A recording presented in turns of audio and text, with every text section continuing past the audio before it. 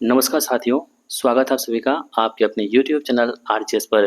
दोस्तों 71वीं BPSC PT exam 2025 के लिए एसडीएम राहुल सिन्हा सर के द्वारा जो प्रीलिम्स बूस्टर बुक लॉन्च की गई है, इसको हम लोग कवर कर रहे थे। और अभी तक दोस्तों हमने आप सभी को यहाँ पे मॉडर्न हिस्ट्री, बिहार की हिस्ट्री, साथ ही साइंस के तीनों पोर्शन, फिजिक्स, केमिस्ट्री और बायोलॉजी, पॉलिटी और साथ ही हमने बिहार स्पेशल को कवर करके रखा हुआ है। यदि आप हमारे चैनल पर नए हैं और आप उस वीडियो को देखना है तो उसके लिए हमने प्लेलिस्ट ऑलरेडी बना रखा हुआ है, आप लोग उसको देख सकते हैं। दोस्तों आज के इस वीडियो में हम लोग पूरे संपूर्ण भूगोल को यानी कि फुल ज्योग्राफी को यहाँ पे कवर करेंगे। यानी कि आप इस वीडियो को देख लेते हैं तो पूरा ज्योग्राफी यहाँ से आपका रिविजन हो जाएगा। तो दोस्तों अगर आप चैनल पर नए हैं और आपको इस कंटेंट करना कंज्यूम करना बहुत पसंद है तो चैनल को सब्सक्राइब करके हमारे साथ जुड़ जाएंगे, क्योंकि आपको इस चैनल पर पूरे बुक को यहाँ पे अच्छे से कवर करवाया जाएगा। चलिए स्टार्ट करते हैं और देख लेते हैं आज पूरे ज्योग्राफी को। तो दोस्तों यहाँ पे हमारे पास पहला फैक्ट है कि भारत का क्षेत्रफल संसार के क्षेत्रफल का 2.42% है। यानी आपसे क्वेश्चन पूछ सकता है कि जो भारत का क्षेत्रफल है, एरिया है, वो पूरे वर्ल्ड का, पूरे संसार के क्षेत्रफल का कितना परसेंट है, तो 2.42% यहाँ पे हो जाएगा। अगला प्रश्न आपके पास है कि 2011 की जनगणना के अनुसार विश्व की 17.5 यानी कि 17.5% आबादी भारत में निवास करती है। किसके अनुसार? तो 2011 की जनगणना के अनुसार जो है ना, विश्व की जो है 17.5% आबादी कहाँ निवास करती है? अपने देश भारत में निवास करती है। 23.5 डिग्री उत्तरी अक्षांश को कर्क रेखा कहा जाता है। तो आपसे पूछे कि कर्क रेखा किसे कहते हैं, तो 23.5 डिग्री जो उत्तरी अक्षांश होती है उसको हम लोग कर्क रेखा के नाम से जानते हैं। यह भारत को लगभग उत्तर दक्षिण के रूप में भागों में बांटती है।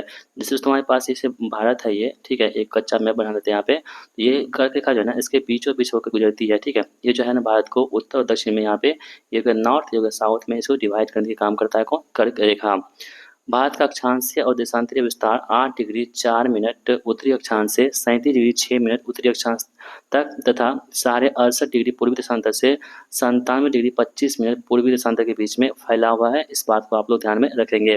भारत अक्षांशीय दृष्टिकोण से उत्तरी गोलार्ध तथा देशांतरीय दृष्टिकोण से पूर्वी गोलार्ध में स्थित है। क्वेश्चन से पूछता है कि भारत जो है ना अक्षांशीय दृष्टिकोण से कहाँ पे स्थित है, तो ये उत्तरी गोलार्ध में स्थित है, ठीक है। उसके बाद दोस्तों हम बात करें अगर कि देशांतरीय दृष्टि से हम बात करें यहाँ पे, तो ये पूर्वी गोलार्ध में स्थित है। इसलिए हम क्या बोलते हैं कि भारत जो है वो उत्तर पूर्वी गोलार्ध में स्थित है। इस बात को भी आप लोग नोट डाउन कर सकते हैं। भारतीय मानक समय यानी कि Indian standard time IST Greenwich माध्य समय से, ठीक है, 5.5 घंटे यहाँ पे आगे है। कितना? 5.5 दोस्तों घंटे यहाँ पे आगे है। कहाँ से? ग्रीनविच टाइम जो कहाँ से प्रकाशित होती है? लंदन से प्रकाशित होती है, उसको यहाँ पे लोग मानते हैं, ठीक है। 0 डिग्री देशांतर रेखा को ग्रीनविच मध्य समय माना गया है। यह उत्तरी और दक्षिणी ध्रुव को मिलाते हुए खींची गई है। जो दोस्तों हम बात करें कि ग्रीनविच मध्य समय मानक किसे कहते हैं, तो 0 डिग्री देशांतर रेखा को कहते हैं। भारत का मानक समय रेखा 82.5 डिग्री पूर्वी देशांतर है, जो कि मिर्जापुर उत्तर प्रदेश से निकलती है। जो वहाँ दोस्तों आप मिर्जापुर है ना उत्तर प्रदेश में, नैनी जगह है, वहाँ से निकलती हुई आपको दिखेंगी भारत का मानक समय रेखा, जो कि 82.5 डिग्री पूर्वी देशांतर में स्थित है। कर्क रेखा तथा भारतीय मानक समय रेखा बघेल खंड पठार पर एक दूसरे को काटती है। दूसरे प्रश्न पूछे गए हैं आपके एग्जाम में बीपीएससी में, तो आप लोग यहाँ पर ध्यान रखेंगे। जो कर्क रेखा होती है ना, ये भारतीय मानक रेखा जो बघेल खंड पठार पर एक दूसरे से काटती है। यानी कर्क रेखा और जो इंडियन स्टैंडर्ड टाइम है वो दोनों कहाँ पे कटती है, तो बघेल खंड पठार में कटती है।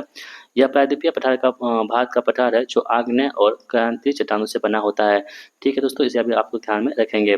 यहाँ लाल और पीली मिट्टी पाई जाती है कहाँ पे, तो जो बघेल खंड पठार है ना, यहाँ पे आपको लाल और पीली मिट्टी देखने को मिलती है। भारत और चीन के बीच सीमा रेखा को मैकमोहन रेखा कहते हैं। जो भारत और चाइना है ना, इसके बीच जो सीमा रेखा होती है, बाउंड्री लाइन, उसे क्या बोलते हैं हम लोग? मैकमोहन रेखा कहते हैं। और दोस्तों हम बात करें कि इंडिया और पाकिस्तान के बीच में कौन सी सीमा रेखा है, तो वहाँ पे आपको रेड क्लिफ जो है यहाँ पे सीमा रेखा आपको ध्यान रखना होगा। कौन सा? रेड क्लिफ, ठीक है। चलिए आगे बढ़ते हैं। इस सीमा रेखा का निर्धारण जो है 1914 में हुआ था। जो मैकमोहन सीमा रेखा है ना, इसका निर्धारण कब हुआ था? 1914 में यहाँ पे मैकमोहन सीमा रेखा का जो है निर्धारण हुआ था, जो कि भारत और चाइना के बीच में स्थित है। म्यांमार के साथ भारत के मणिपुर, ठीक है, मणिपुर हो गया, मिजोरम, नागालैंड और अरुणाचल प्रदेश राज्य की सीमा जुड़ता है। क्वेश्चन से पूछता है कि जो म्यांमार है देश, अपने देखिए जितने भी एग्जाम होते हैं ना, आपके पड़ोसी देश से ही प्रश्न पूछे जाते हैं। आपके जितने पड़ोसी देश हैं, उस देश से कौन-कौन से भारत के राज्य बाउंड्री शेयर करते हैं, यहाँ से प्रश्न आपके एग्जाम में पूछे जाते हैं। तो यहाँ पर आपको देखेंगे तो म्यांमार के साथ कौन-कौन से लगते हैं, तो मणिपुर हो गया, पूर्वोत्तर का राज्य है मणिपुर, मिजोरम, नागालैंड और अरुणाचल प्रदेश। ये सभी दोस्तों क्या है, तो म्यांमार से यहाँ पे अपनी बाउंड्री को शेयर करता है। अरुणाचल प्रदेश का 520 किलोमीटर भूभाग म्यांमार के साथ जुड़ा हुआ है। क्वेश्चन हमसे पूछ सकता है कि जो अरुणाचल प्रदेश है ना, इसका कितना किलोमीटर का जो भूभाग है वो म्यांमार के साथ में यहाँ पे टच करता है, तो यहाँ देखेंगे 520 किलोमीटर। भारत और म्यांमार के मध्य 1643 किलोमीटर लंबी सीमा रेखा है, इसे भी आप लोग ध्यान में रखेंगे। भारत के साथ सबसे लंबी सीमा रेखा दोस्तों बांग्लादेश की है, जो कि कितनी है, 4096 किलोमीटर। भारत की सबसे लंबी सीमा किससे लगती है, बांग्लादेश से लगती है, 4096 किलोमीटर। भौगोलिक क्षेत्रफल के अनुसार भारत की भौतिक इकाइयों का आरोही क्रम तटीय मैदान, फिर उसके बाद केंद्रीय उच्च भाग, महान मैदान और फिर उत्तरी पर्वत है। 1970 के दशक में भारत में तटीय सीमा की कुल लंबाई कितनी थी, 75 16.6 किलोमीटर निर्धारित की गई थी। ठीक है दोस्तों, हम बात करें तो पहले कितनी थी, इतनी थी। अब लेकिन यहाँ पे चेंज हो चुकी है, तो ये कितना दोस्तों यहाँ पे हो चुका है, तो दिसंबर 2024 में केंद्रीय गृह मंत्रालय ने रिपोर्ट 2023-24 ने भारत की आधिकारिक समुद्री तटरेखा की लंबाई में संशोधन की घोषणा की है। नवीनतम जियो स्पेशली मैपिंग, सैटेलाइट इमेजिंग और ड्रोन सर्वेक्षण के प्रयोग से निष्कर्ष निकलती है कि भारत की कुल समुद्री तट की रेखा की लंबाई कितनी हो चुकी है, 11,098.81 किलोमीटर हो चुकी है। इस बात का आप ध्यान रखेंगे क्योंकि ये अपडेट हुई है, तो हो सकता है कि आपके एग्जाम में प्रश्न पूछ लिया जाए। तो इस प्रकार समुद्री रेखा में 47.6% की यहाँ पे वृद्धि भी देखने को हमें मिल जाती है। इस रिपोर्ट के अनुसार हम बात करें अगर, तो अब गुजरात की सीमा रेखा 1214 किलोमीटर के स्थान पर 2340.62 किलोमीटर हो चुकी है। दोस्तों हालांकि हम बात करें तो पहले भी गुजरात ही टॉप पर था और अब भी गुजरात भी टॉप पर है, लेकिन इसकी यदि हम बात करें कि किलोमीटर में कितनी बढ़ोतरी हुई है, तो आप यहाँ पे देख पा रहे होंगे कि पहले 1214 था, अब यहाँ पे दोस्तों 2340 यहाँ पे हो चुका है। तो आप यहाँ देख पा रहे होंगे गुजरात में बढ़ोतरी हुई है, लेकिन फिर भी यहाँ पे गुजरात भी ही टॉप पर है सबसे अधिक तटीय रेखा वाले राज्यों की श्रेणी में। इस रिपोर्ट के अनुसार तमिलनाडु की समुद्री सीमा रेखा जो है 1068.69 किलोमीटर है। तमिलनाडु सरकार के अनुसार 1076 किलोमीटर है, जो दूसरी सबसे बड़ी तटीय सीमा रेखा वाला राज्य को हो गई है। ठीक है, यानी दोस्तों हम बात करें पहले कौन सा गुजरात है, उसके बाद बात करें कौन से हमारे पास होगी, तो तमिलनाडु यहाँ पे दूसरे क्रम पे जो है सबसे बड़ी तटीय सीमा रेखा वाला यहाँ पे राज्य हो चुकी है। आंध्र प्रदेश की तटीय सीमा रेखा लंबाई कितनी है, 1053.07 किलोमीटर निर्धारित की गई, किसकी, आंध्र प्रदेश की। नवीनतम रिपोर्ट के अनुसार सबसे अधिक तटीय सीमा रेखा की लंबाई में वृद्धि पश्चिम बंगाल में दर्शाया गया है। यानी कि हम बात करें कि सबसे अधिक जो है तटीय सीमा रेखा की लंबाई में कहाँ बढ़ोतरी हुई है, तो वो पश्चिम बंगाल के वेस्ट बंगाल में यहाँ पे आपको देखने को मिलती है। कहाँ पे वृद्धि, जहाँ 357% की वृद्धि दर्ज करते हुए 157 किलोमीटर से बढ़ करके 721 किलोमीटर निर्धारित की गई है। यानी सबसे अधिक जो वृद्धि हुई है वो किस राज्य में हुई है, तो पश्चिम बंगाल में सबसे वृद्धि अधिक हुई है, आपको देखने को मिलेगी इसमें परसेंटेज में। सबसे छोटी तटीय रेखा राज्यों में कौन सा है, गोवा। सबसे बड़ी कौन सी है, गुजरात। गोवा से गुजरात, गोवा से गोवा सबसे छोटी। सबसे बड़ी कौन सी है, गुजरात। सबसे छोटी कौन सी है, गोवा। भारत का केंद्रीय उच्च भाग कौन सा है, पठारी भाग हो गया यहाँ पे, असम हो गया यहाँ पे, पश्चिम बंगाल, मिजोरम, मेघालय और त्रिपुरा का सीमा बांग्लादेश के साथ लगती है। क्वेश्चन से पूछता है कि बांग्लादेश के साथ कौन कौन सीमा लगती है, कौन कौन से राज्य की भारत की, वह कौन सा, असम की लगती है, पश्चिम बंगाल की लगती है, मिजोरम का, मेघालय का और साथ ही त्रिपुरा का सीमा यहाँ पे बांग्लादेश से लगती है। और त्रिपुरा जो हम बात करें तो 3 तरफ से लगती है, यहाँ पे लिखा होगा त्रिपुरा बांग्लादेश से 3 ओर से घिरा हुआ है, इस बात को भी आप लोग ध्यान में रख सकते हो। वर्तमान में सबसे अधिक घुसपैठ इसी सीमा से भारत में हो रहा है। ग्रेटर हिमालय, महान हिमालय पश्चिम से पूर्व तक विश्व की सबसे ऊंची पर्वतमाला का विस्तृत यहाँ पे किया गया है। इसका निर्माण भारतीय प्लेट और यूरेशियन प्लेट के बीच टकराव से निर्मित हुआ था। शिवालिक और यहाँ पे देखेंगे बाह्य हिमालय नवीनतम श्रेणी की है। ठीक है, जिसका निर्माण मध्य अल्प नूतन से लेकर के अत्यंत नूतन युग के बीच में हुआ था, इस बात को भी आप लोग ध्यान में रख सकते हैं।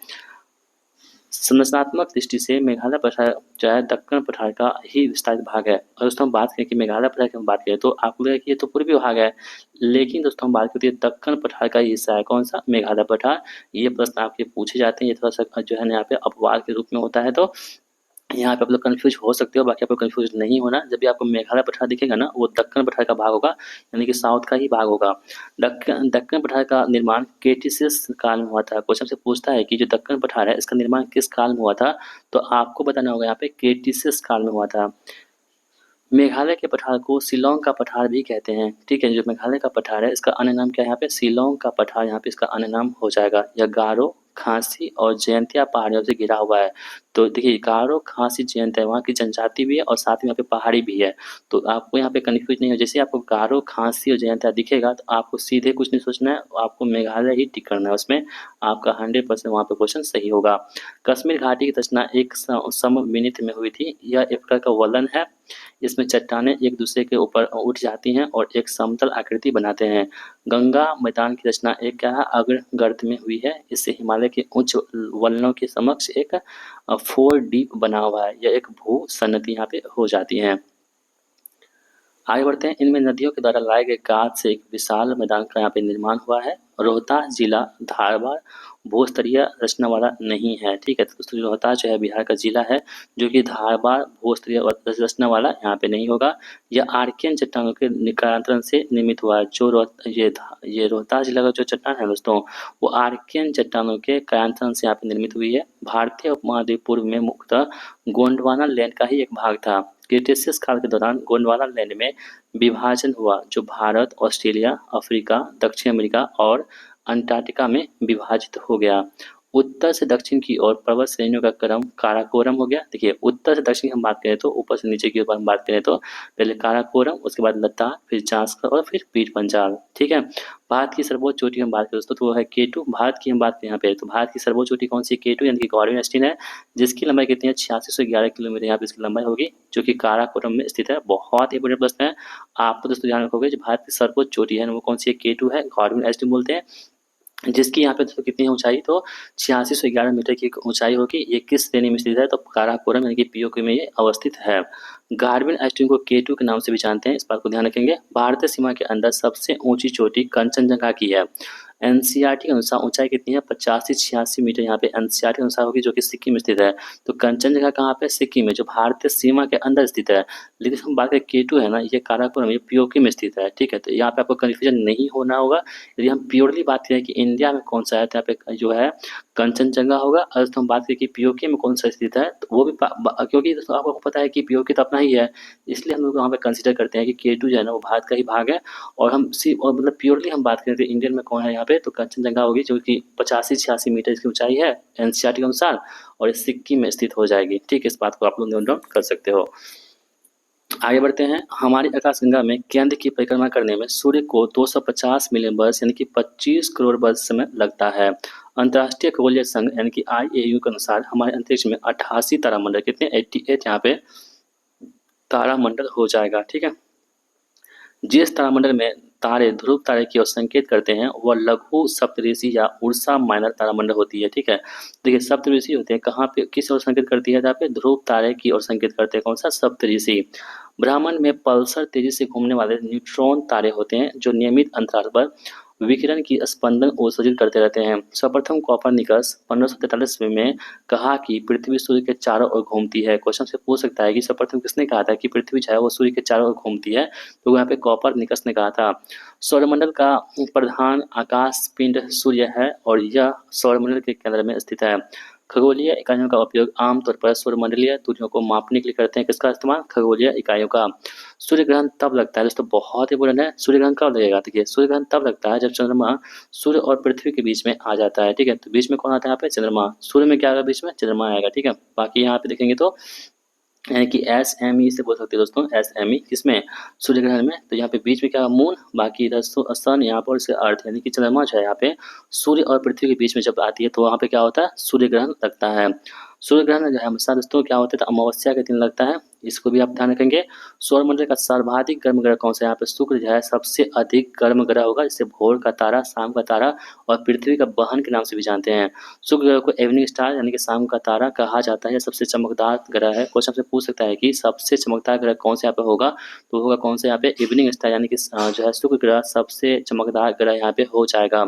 सूर्य से प्रकाश को पृथ्वी तक पहुंचने में 8 मिनट या 19 सेकंड का समय लगता है, यानी कि 8 मिनट आप कह सकते हो कि 8 मिनट 20 सेकंड का यहाँ पे समय लगता है किसको?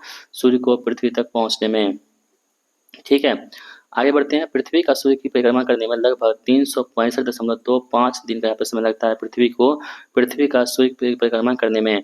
पृथ्वी अपनी धुरी पर 1 मिनट में भूमध्य रेखा पर लगभग 27.8 किलोमीटर की दूरी तय करती है। पृथ्वी जो है ना अपने धुरी पर जो है 1 मिनट में कितनी दूरी तय करती है? तो भूमध्य रेखा पर लगभग 70.8 किलोमीटर की यहाँ पे दूरी को तय करती है। इस बात को आप लोग ध्यान में रखेंगे। पृथ्वी एवं सूर्य के बीच अधिकतम दूरी कितनी होती है? 152 मिलियन किलोमीटर, जिसे क्या बोलते हैं हम लोग? अपसौर कहते हैं कि एपेरियन की स्थिति होती है। जब पृथ्वी और सूर्य के बीच की अधिकतम दूरी होगी ना, उसे हम लोग क्या बोलेंगे? अपसौर कहेंगे। और दोस्तों अपसौर कब होती है? तो प्रत्येक 4 जुलाई को यहाँ पे तो अपसौर होती है। 4 जुलाई को अपसौर, ध्यान रखेंगे आप सभी लोग। पृथ्वी और सूर्य के बीच निकटतम दूरी 3 जनवरी को होती है, उसे क्या बोलते हैं हम लोग? उपसौर कहते हैं। ठीक है, जो निकटतम दूरी होती है दोस्तों, इसको बोलते हैं हम लोग उपसौर कहते हैं। प्री प्रीरिलेशन कहते हैं। ठीक है, ये 3 जनवरी को होता है, जो कि पृथ्वी और सूर्य की सबसे निकटतम दूरी को यहाँ पे प्रदर्शित करते हैं। जब सूर्य से 147.5 बिलियन दूरी पर होती है कौन? पृथ्वी। इसे भी आपको ध्यान में रखोगे।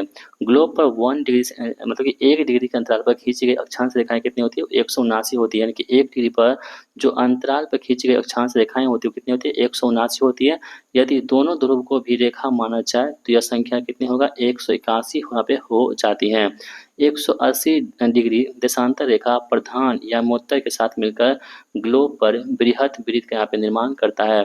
पहली बार आर्यभट्ट ने कहा था पृथ्वी अपनी दूरी पर घूमने का से प्रतिदिन सूर्योदय एवं सूर्यास्त होता है यहाँ पे। ठीक है, तो प्रतिदिन चाहे सूर्योदय और सूर्यास्त कब होता है, किस वजह से होता है यहाँ पे? तो पृथ्वी का अपने दूरी पर घूमने से जो है यहाँ पे धुरी पर घूमने से क्या होता है यहाँ पे? तो सूर्योदय एवं सूर्यास्त होते हैं, दिन और रात होती है। विषुवतीय व्यास ध्रुवीय व्यास से लगभग कितना होता है? 43 किलोमीटर अधिक होते हैं। जो विषुवतीय व्यास होता है वो ध्रुवीय व्यास से कितना अधिक होता है? 43 किलोमीटर यहाँ पे अधिक होता है। पृथ्वी का भूमध्य रेखीय व्यास लगभग कितना होता है? 12,756 किलोमीटर। पृथ्वी का भूमध्य रेखीय व्यास होता है कितना? 12,756 किलोमीटर। और साथ ही ध्रुवीय व्यास की बात करें दोस्तों कितनी होती है? 12,713.6 किलोमीटर यहाँ पे ध्रुवीय व्यास होती है। ठीक है, चलिए आगे बढ़ते हैं हम लोग। सौरमंडल का सबसे बड़ा ग्रह कौन सा यहाँ पे? तो सौरमंडल का सबसे बड़ा कौन सा यहाँ पे जो है? बृहस्पति सौरमंडल का सबसे बड़ा ग्रह यहाँ पे हो जाएगा। शनि और सूर्य के चारों ओर एक चक्कर लगाने में 29.5 वर्ष का यहाँ पे क्या होता है? समय लगता है। यूरेनस सूर्य के चारों ओर एक परिक्रमा 84 वर्ष में यहाँ पे पूरा करता है। सभी देशांतर रेखाएं बृहत वृत्त यानी कि ग्रेट सर्किल होती है, जबकि अक्षांश रेखाओं में सिर्फ विषुवत रेखा बृहत वृत्त होती है। मिस्र की राजधानी कहाँ पे? काहिरा, वो 30 डिग्री पूर्वी देशांतर पर स्थित है। कौन सी? मिस्र की राजधानी कहाँ पे? काहिरा दोस्तों, ये जो है 30 डिग्री पूर्वी देशांतर पर यहाँ पे स्थित हो जाएंगी। अंतर्राष्ट्रीय दिनांक रेखा यानी कि इंटरनेशनल डेट लाइन से होकर खींची जाती है। कौन सी? इसको किसी स्थान पर मानक समय निर्धारित करने का आधार प्रधान कौन सा है? मध्याह्न रेखा यानी कि जीईटी है। दक्षिण गोलार्ध में सबसे बड़ा दिन कब होता है? तो 22 दिसंबर को यहाँ पे दक्षिण गोलार्ध में सबसे बड़ा दिन होता है 22 दिसंबर को। गंगा के मैदान को जियो सिंक्लाइन के रूप में वर्णित किया गया है। भू आकृति एक रैखिक अर्थ होता है जिसमें तलछट जमा होता है। भूगोल में कुबर तथा भू अभिनति यानी कि भू सन्नति जियो सेक्लाइन सिद्धांत बहुत महत्वपूर्ण होता है। ठीक है, आगे बढ़ते हैं हम दोस्तों। यहाँ पे धारवा चट्टान प्रणाली सबसे पुराने आर्कियन चट्टानों का हिस्सा है। यानी क्वेश्चन से पूछ सकता है कि सबसे पुराना चट्टान कौन सा होता है यहाँ पे? धारवा जो चट्टान प्रणाली होती है वो सबसे पुराने आर्कियन चट्टानों का हिस्सा होता है। सबसे अधिक खनिज संसाधन इसी चट्टान में पाए जाते हैं। किसमें? धारवा चट्टान में। विंध्यान चट्टान प्रणाली पश्चिम बिहार में विशेषकर कैमूर और रोहतास में। कहाँ पे? तो विंध्यान जो चट्टान दोस्तों आपको कहाँ मिलता है? तो कैमूर और रोहतास में आपको विंध्यान चट्टान देखने को मिलते हैं, में पाई जाती है। इसमें मुख्य रूप से बलुआ पत्थर हो गया, चूना पत्थर हो गया, डोलोमाइट, क्वार्टजाइट और सेल पाए जाते हैं। किसमें? विंध्यान चट्टान की श्रेणी मतलब कि चट्टान में।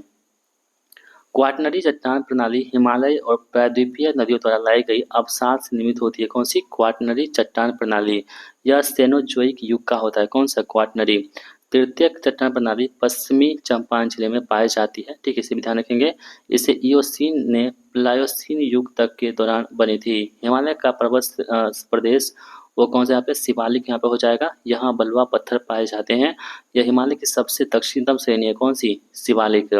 हिमालय पर्वत की धौलागिरी चोटियां भारत में नहीं है। यह पर्वत शिखर नेपाल में स्थित है। इसकी ऊंचाई कितनी है, 8167 मीटर यहाँ पे हो जाएंगी। बतुरा हिमालय पर्वत के गिलगित बाल्टिस्तान क्षेत्र में के हुंजा जिले में 57 किलोमीटर यहाँ पे लंबी हिमनद हो गया। ठीक है, सियाचिन हिमनद 76 किलोमीटर, ध्रुवीय प्रदेश के बाद दूसरा सबसे लंबा यहाँ पे ग्लेशियर हो जाएगा। यह काराकोरम रेंज में अवस्थित है, कौन सा, सियाचिन हिमनद। शिवालिक श्रेणी में शिमला हो गया, ठीक है, मंसूरी हो गया, कुल्लू मनाली हो गया, नैनीताल जैसे कई प्रसिद्ध पर्यटन स्थल आते हैं किसमें, शिवालिक श्रेणी में आते हैं। इसको भी आप लोग ध्यान में रख सकते हो। बृहद हिमालय दोस्तों हम बात करें अगर, तो इसमें हिमाद्री के पूर्वी छोर पर नामचा बरवा पर्वत स्थित है। यह तिब्बत में स्थित है। ठीक है, कहाँ पे, तिब्बत में स्थित है नामचा बरवा। सांगपो ब्रह्मपुत्र नदी नामचा बरवा में यू टर्न देती है और अरुणाचल प्रदेश में प्रवेश करती है, जिसे यहाँ दिहांग नदी के नाम से जानते हैं। ठीक है, क्वेश्चन से पूछ सकता है कि ब्रह्मपुत्र नदी को अरुणाचल प्रदेश में क्या कहते हैं, तो दिहांग के नाम से जानते हैं। इसे भी ध्यान में रखेंगे। अटल टनल रोहतास सुरंग पूर्वी पीर पंचाल श्रेणी को पार करती है। यह टनल लद्दाख को स्पीति घाटी से यहाँ पे जोड़ती है। ठीक है दोस्तों, क्वेश्चन से पूछ सकता है कि जो अटल टनल है ये किसको किसको जोड़ती है, तो यहाँ पे लद्दाख को दोस्तों स्पीति घाटी से जोड़ने का काम करती है, कौन, तो अटल टनल यानी कि रोहतास सुरंग। यह लेह मनाली हाईवे पर हिमाचल प्रदेश में बनाई गई है। ठीक है, ध्यान रखेंगे। इस टनल की लंबाई कितनी है, 9.02 किलोमीटर, लगभग 10,000 फीट की ऊंचाई पर है। यह सुरंग 2020 में बनकर तैयार हुआ था। यह सुरंग 3048 मीटर की ऊंचाई पर बनाई गई है। यह टनल रोहतांग दर्रे में बनाई गई है। विंध्याचल पर्वत श्रेणी गंगा के मैदान एवं दक्कन पठार को विभाजित करती है। ठीक है, इस बात को ध्यान रखेंगे। जो विंध्याचल पर्वत श्रेणी है वो गंगा के मैदान एवं जो दक्कन का पठार है उसको विभाजित करने का काम करती है, कौन, विंध्याचल श्रेणी। इस बात को आप लोग ध्यान में रख सकते हो। चलिए दोस्तों आगे बढ़ते हैं हम लोग यहाँ पे और देख लेते हैं यहाँ पे इस पर्वत श्रृंखला की औसत ऊंचाई कितनी है, तो 300 से 650 मीटर है। उच्चतम चोटी 752 मीटर की ऊंची पर है, जिसे सद्भावना शिखर भी कहते हैं। इसे कालूमार चोटी या कालुम्पो चोटी के नाम से भी जाना जाता है। नदियों को जोड़ने लिंक में श्रृंखला बड़ा बाधक होती है। पूर्वी घाट पश्चिमी घाट नीलगिरी पहाड़ी पर मिलता है। ठीक है, क्वेश्चन से बहुत इम्पोर्टेंट बड़ा क्वेश्चन है कि जो पूर्वी घाट है ना और जो पश्चिमी घाट है इसका जो मिलन बिंदु होती है, ठीक है, उसे क्या बोलते हैं यहाँ पे, तो उसे बोलते हैं मीटिंग पॉइंट से बोल सकते हैं हम लोग, नीलगिरी पहाड़ी होती है। पूर्वी घाट और पश्चिमी घाटी का मिलन बिंदु कौन सा होता है यहाँ पे, तो नीलगिरी पहाड़ी होती है। नीलगिरी पर्वत की सबसे ऊंची चोटी कौन सी है, तोता बेट्टा है, जिसकी ऊंचाई कितनी है, 2637 मीटर है। जो नीलगिरी पर्वत की सबसे ऊंची चोटी है दोदा बेट्टा। यह पर्वत अपनी जैव विविधता के लिए बहुत ही प्रसिद्ध है। पायकारा नदी नीलगिरी पहाड़ियों के ढलानों में होकर के बहती है। पायकारा नदी भारतीय समुद्र शासकों ने अरब सागर के तल में बंबई से दक्षिण पश्चिम में लगभग 455 किलोमीटर दूर तक नए 1505 मीटर ऊंचे पर्वत की यहाँ पे खोज कर ली है, जिसका नाम रमन सागर पर्वत रखा गया है। 1951 में इसकी खोज अमेरिकी तेल पोत द्वारा ही की गई थी। 1992 में इसका दूसरा नाम रमन रीज रखा गया था। महाराष्ट्र एवं कर्नाटक में पश्चिमी घाट को सह्याद्री के नाम से जानते हैं। तो क्वेश्चन से पूछ सकता है कि जो पश्चिमी घाट है ना इसका अन्य नाम क्या है, तो यहाँ पे सह्याद्री भी कहते हैं, जो कि महाराष्ट्र और कर्नाटक में जो स्थित होती है पश्चिमी घाट उसको हम क्या बोलते हैं, सह्याद्री के नाम से भी जानते हैं। इस बात को भी आप लोग नोट डाउन कर सकते हैं। आगे बढ़ते हैं दोस्तों। इस पर्वत की जो जो औसत ऊंचाई होती है पश्चिमी घाट की वो कितनी होती है दोस्तों, 1200 मीटर है। सह्याद्री पर्वत संकरी है। ठीक है, पश्चिमी घाट की लंबाई लगभग 1600 किलोमीटर है और औसत ऊंचाई कितनी है, 50 से 80 किलोमीटर यहाँ पे इसकी औसत ऊंचाई यहाँ पे हो जाएगी। भारत वर्ष में कितने 4 स्पॉट यहाँ पे है। पहला है हिमाचल प्रदेश, दूसरा के पास है कौन सा, पश्चिमी घाट और श्रीलंका, तीसरा के पास है कौन सा, इंडो बर्मा, और चौथा मेरे पास है सुंडा लैंड यानी कि अंडमान और निकोबार द्वीप सहित। ये सभी क्या है, भारत के 4 हॉट स्पॉट यहाँ पे हो जाएंगे। अन्नामलाई पहाड़ियों की सबसे ऊंची चोटी कौन सी, यहाँ पे अनाईमुडी होगी जो कि 2695 मीटर है। अन्नामलाई पहाड़ियों की सबसे ऊंची चोटी कौन सी यहाँ पे होगी, अनाईमुडी हो जाएगी। यह दक्षिण भारत की सबसे ऊंची चोटी है। क्वेश्चन से पूछेगा कि दक्षिण भारत की सबसे ऊंची चोटी कौन सी है, यहाँ पे अन्नामलाई पहाड़ी हो जाएंगी। कन्याकुमारी से सटी पहाड़ियाँ कार्डमम पहाड़ियाँ होती है। ठीक है, जो यहाँ से आप इलायची पहाड़ी बोल सकते हो। तो कन्याकुमारी से सटी पहाड़ियाँ होती है उसे क्या बोलते हैं, कार्डमम पहाड़ी के नाम से जानते हैं। अन्नामलाई पहाड़ियाँ के दक्षिण में कार्डमम पहाड़ियाँ स्थित है, ठीक है। यह दक्षिण पश्चिमी तमिलनाडु और केरल में स्थित हो जाएगी। यह पहाड़ियाँ छोटी इलायची उत्पादन के लिए भी प्रसिद्ध मानी जाती है। गिरनार पहाड़ी पर चाय बागान नहीं पाया जाता है। यह पर्वत गुजरात, जूनागढ़ राज्यों में स्थित है। कौन सा गिरनार? गुजरात में है। 22वें तीर्थंकर नेमिनाथ का मोक्ष स्थल जो यहाँ पे गिरनार में स्थित है, जहाँ गोरखनाथ का मंदिर स्थित है और इसकी ऊंचाई कितनी है? 1031 मीटर इसकी ऊंचाई हो जाएगी। इस बात को भी आप लोग नोट डाउन कर सकते हो। सोमेश्वर श्रेणी शिवालिक पर्वत श्रेणी का एक भाग है। जो सोमेश्वर श्रेणी है दोस्तों, ये किसका भाग है? शिवालिक श्रेणी का एक भाग यहाँ पे हो जाता है। सोमेश्वर श्रेणी बिहार में पश्चिमी चंपारण जिले में स्थित है। जो सोमेश्वर श्रेणी हमारे पास होगी दोस्तों, ये कहाँ पे स्थित है? तो बिहार के जो पश्चिमी चंपारण जिले है दोस्तों, वहाँ पे आपको सोमेश्वर श्रेणी देखने को मिलती है। यह बिहार के उत्तर पश्चिमी भाग में स्थित है। कौन सा? सोमेश्वर श्रेणी। इसकी सर्वोच्च चोटी की ऊंचाई कितनी है? 874 मीटर ऊंचाई है। यह बिहार नेपाल सीमा के समांतर में फैली हुई है। यह त्रिवेणी नहर से निकलकर भीखना ठोरी दर्रे तक विस्तृत फैली हुई है, ठीक है।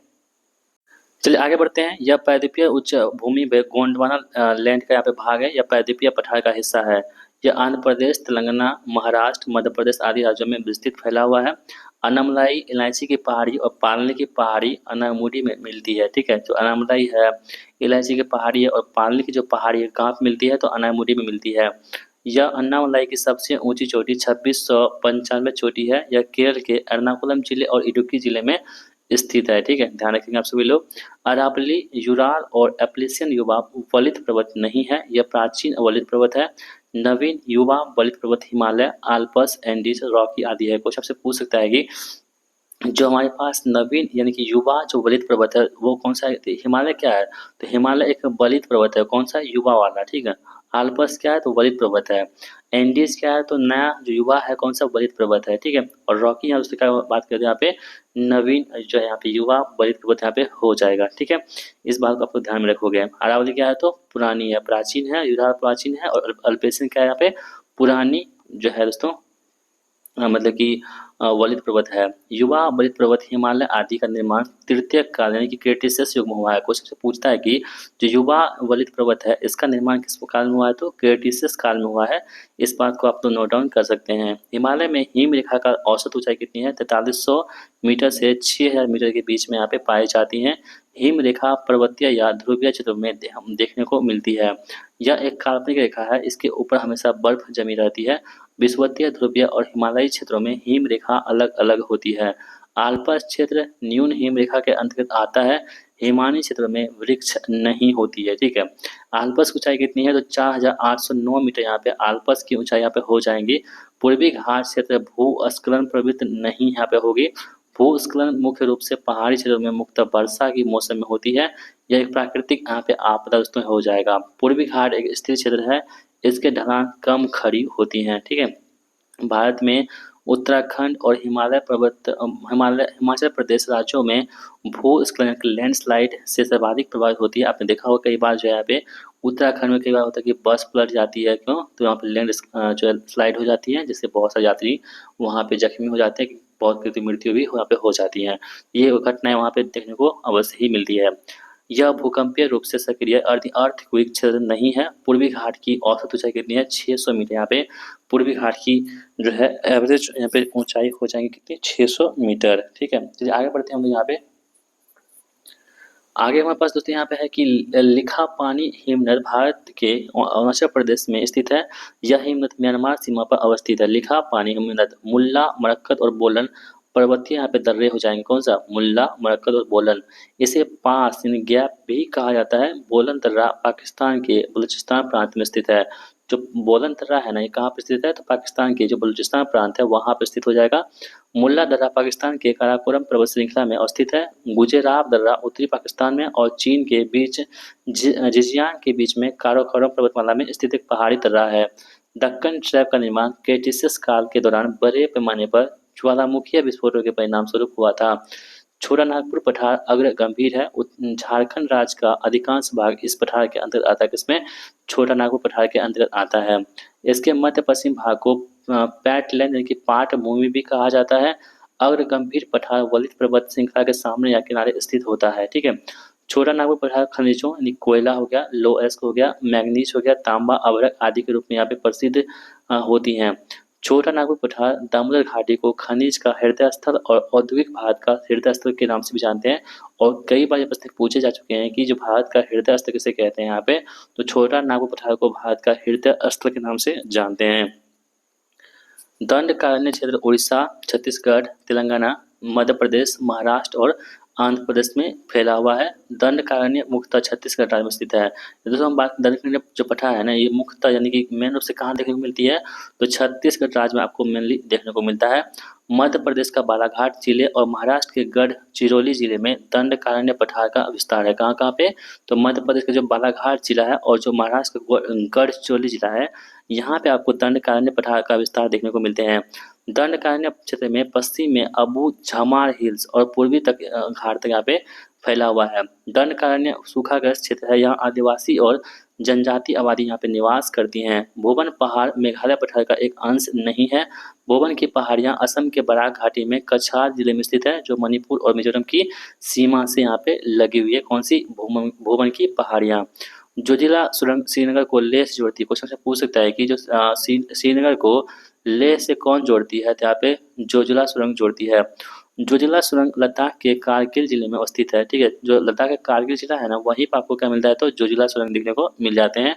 मालनाड को कर्नाटक का चेरापूंजी भी कहते हैं। क्वेश्चन से पूछेगा कि जो कर्नाटक का चेरापूंजी किसे कहते हैं, तो मालनाड को कहते हैं। भारत की सीमा प्रादेशिक जल यानी कि टेरिटोरियल वाटर्स तट से 12 समुद्री मील यानी कि 21.9 किलोमीटर तक समुद्र की ओर फैली हुई है। प्रश्न बहुत बार पूछे गए हैं कि भारत की जो सीमा की प्रादेशिक जल सीमा तट कितने हैं, तो 12 समुद्री मील तक फैली हुई है। भारत का अनन्य आर्थिक क्षेत्र यानी कि EEZ 200 समुद्री मील तक फैली हुई है। जो भारत की जो EEZ होता है दोस्तों, अनन्य आर्थिक क्षेत्र जो होता है, यानी कि इकोनॉमिक जोन से बोल सकते हो उसे, तो यहाँ पे 200 समुद्री मील तक फैली है कौन सी, इकोनॉमिक जोन। और जो प्रादेशिक जल है यहाँ पे, तो 12 समुद्री मील यहाँ पे दोस्तों फैली हुई है। ठीक है, इसे भी आप लोग ध्यान में रख सकते हैं। आगे बढ़ते हैं दोस्तों। लक्षद्वीप टापू दक्षिण पश्चिम सागर में स्थित एक प्रवाल भित्ति निर्मित द्वीप है। ठीक है, जो लक्षद्वीप है ना, ये कौन सा है, तो यहाँ पे कोरल रीफ यानी कि प्रवाल भित्ति निर्मित द्वीप यहाँ पे हो जाएगा कौन सा, लक्षद्वीप। या द्वीपों की संख्या कितनी है, 36 द्वीप है लक्षद्वीप में। ये प्रश्न पूछे गए थे इस बार, जो बीपीएससी एग्जाम हुआ दोस्तों आपको DSO वाला, यहाँ पे प्रश्न पूछे गए थे इस बार, जो लक्षद्वीप की संख्या कितनी है, द्वीपों की संख्या कितनी है। इसका आकार घोड़ा के नाल जैसा है, जिसे एटॉल कहा जाता है। ठीक है, देखिए जो कोरल रीफ होता है दोस्तों ना, वो बहुत मतलब कि प्रकार के होते हैं, जिसमें जो घोड़ा के नाल जैसा होता है ना, उसे क्या बोलते हैं हम लोग, एटॉल के नाम से जानते हैं।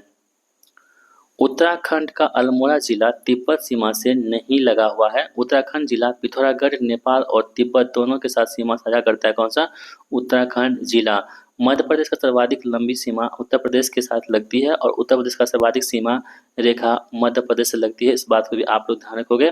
उत्तर प्रदेश, छत्तीसगढ़, महाराष्ट्र, गुजरात और राजस्थान का सीमा रेखा मध्य प्रदेश से लगती है, क्योंकि ये बीच में है, तो जितने भी आसपास के राज्य हैं सभी इनसे जो है अपनी सीमा रेखा को बनाती है।